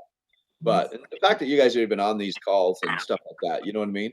It's just a matter. And then don't get greedy. Don't let people let you get greedy. The crypto world is going to make you all wealthy if you're in it. Right. You know, just let it make you wealthy. Don't try to get there tomorrow. You know, don't be worried about not becoming a millionaire until the second next bull market. You know, after we hit it, maybe at the end of this year, maybe we go in another 3-year bear session. You know, that next bull run, maybe 2025, 2026. Don't be afraid to be your multi-millionaire there. You know, the fact is, you're gonna be a millionaire. And before crypto, were you headed there? I don't know. Nope. You know what I mean? But there's a good chance people weren't. So but you guys are. No, I was still trading. I've always been trading my minutes into dollars, and I've got to start making some changes because I actually injured my back, and I can't keep doing my work anymore. So I want to start doing this for a living. So if you sell out when the bull market like levels out, then you what kind of trading would you go into after like the bear market starts going? Now, we're not recording this, are we? So here's the thing. If I wanted to trade, I would trade margin and go into short selling. Now, but I wouldn't trade, but don't trade on high margin. Don't do no 20, 25, 50%, nothing. Don't ever exceed 10, but just do some short trading. But, you know, I don't short in a bull market, and I don't long in a bear market. And don't get me wrong, you can make a lot of things, but I have a life. I do stuff. And when I'm trading margins, I got to be all up right there. Like when I used to trade margins, I'd take my wife to a freaking movie. I'm constantly checking my phone. Oh man, it's going down. Babe, sorry, I'll be right back. I go out in the hallway, and I don't like trading on my phone, but you know what I'm saying? It just takes over your life. It's not worth it. Right. But so I was short in a bear market, or I mean, in a bear market, long in a market. But you know, honestly, to be honest with you, I don't think, you know what, let me take back that advice. Don't go margin. Most people will lose money. What I would do is take your money then. By the time that happens, the real estate market's probably going to be a tank. We're going to, damn near hitting in a depression. Throw your money into real estate. If you're going to move it out of crypto. So you could move out of crypto and get into some other assets or something. Yeah, well, and you can already buy houses crypto. I mean, just go search Craigslist for house for sale and put in Bitcoin in the search, and there's already people that'll sell you, stuff like that. Sure. So you can either go right there and save the fees. When I say I'll start cashing some out, I didn't 100% mean into USD. I'll put it into a stable coin maybe if I trust one of them. But I will start cashing some out because I've been so damn disciplined this whole bear market. I'm ready to, buy myself a little present. What is your favorite stable coin? I don't have one right now because anything will change and I'm just nowhere near pulling out. But would I use USDT? No. The only time I go into USDT if it happens to be just quick. Like if I want to go buy some more EWT, for example, I can only buy it in USDT or wrapped Ethereum. No, not wrapped Ethereum, just Ethereum maybe on that one. But anywho, that's the only time in the last half a year really that I've got into USDT. It's just it's in and out. I don't even hold it for 2 days. There's a chance USDT one day will just corrupt. What's that? What about DAI? It's decentralized. Yeah, I mean, like I said, when I'm ready, I'll do my research at that time. Do you know what I mean? Yeah. Say something now. I mean, I'm a year before I'm going to start pulling out. Like 10, 11 months away. Anything can happen by then. Yeah, I would say like my primary right now is DAI, but then I was looking at Paxos. I don't know if you know anything about Paxos. Yeah. That's safe. Yeah, I mean, honestly, I wouldn't be surprised if USDT is a major call for our bear market. Yeah, I don't like. That's when it gets exposed and it's not backed by the dollar and yada yada yada, and it just puts a big trigger on the next bear market. But Right. I don't know what I don't want to put stuff out there because I have no idea what I'll do, because I will do my best then. You know what I mean? Because shit changes so much. Yeah. But I will be pulling out in six figures in a lot of things, you know, and maybe not even a ton. Like I said, if it, you know, 150 grand to 300, you know, I just say I'm going to start dabbling some out at the time. Right. You know, but I'm telling you, by then, like these chain links and these polka dots and, you know, Ethereums, you'll have made such big returns. It's not even funny. Yeah, and it makes sense because, you know, the crypto market's only $1 trillion. You know, in the whole world, when you look at like other you know, industries, they're like hundreds of trillions of dollars, and crypto's like all of crypto together is only 1 trillion. Yeah, that's ridiculous, and that is the future. So, well, there was one company, what's it called? It literally just allocated all 100% of its cash into Bitcoin. Okay, wow. Now if just the S&P, what was it? Which companies? Shoot, if the other corporations, because right now they're putting in 1%, if they all put in 1%, it would throw us right up, you know, raise Bitcoin another 40 grand. Okay, just right there. If they put in 10%, it'll throw Bitcoin to $400,000, just like that. And that's only their cash reserves. That's not saying their portfolios. That's just 10% of their cash reserves. And yet we already had a big company. I just can't remember the damn name, but they put 100% of their cash reserves in, meaning the institutions are coming on and they're coming hard strong. And so I'm telling you, this parabolic rise, you know, people didn't believe me in 2017. I was predicting 13,000 by February.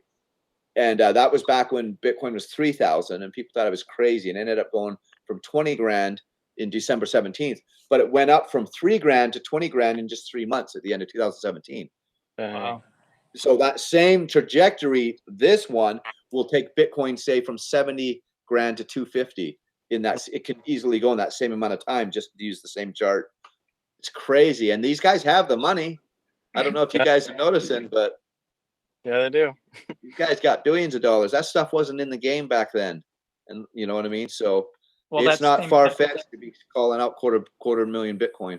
That same kind of thing is going to happen with Polkadot and Chainlink and stuff like that too. 100%. Yep, I'm telling you. I literally think, so my one employee, I bet he makes there's a very good chance that guy makes $4 million just on his Chainlink. By the way, that's the credit card loan guy. You know, tell me anything else he bought with his credit cards was going to make him a millionaire. That's a good point. Yeah. So it's so much fun to see these guys. I mean, they walk with a different energy. You know, they're happy as hell. And here's the other thing about crypto and why I get people in, like my daughters. I mean, I literally gave them, if you guys go to cryptocompare.com, you can just create your own profile, put in your stuff, and then you can always view what your balance is. But I give it to them. So what do my employees do? They're actually looking at their finances every day, like crypto, to see where it's at. Right. Pre-crypto, they didn't look at finances. They never had money making money. They just looked at their bills. So their life was always going in, what do I owe? What do I owe? What do I owe? Now their mindset's, what am I making? What's my money making? Yep. And that's why their lives are changing. Exactly. Beautiful. You help shift your mindset. Yeah. Absolutely. Well, so I want to say, without knowing they're programming the subconscious mind in a positive way.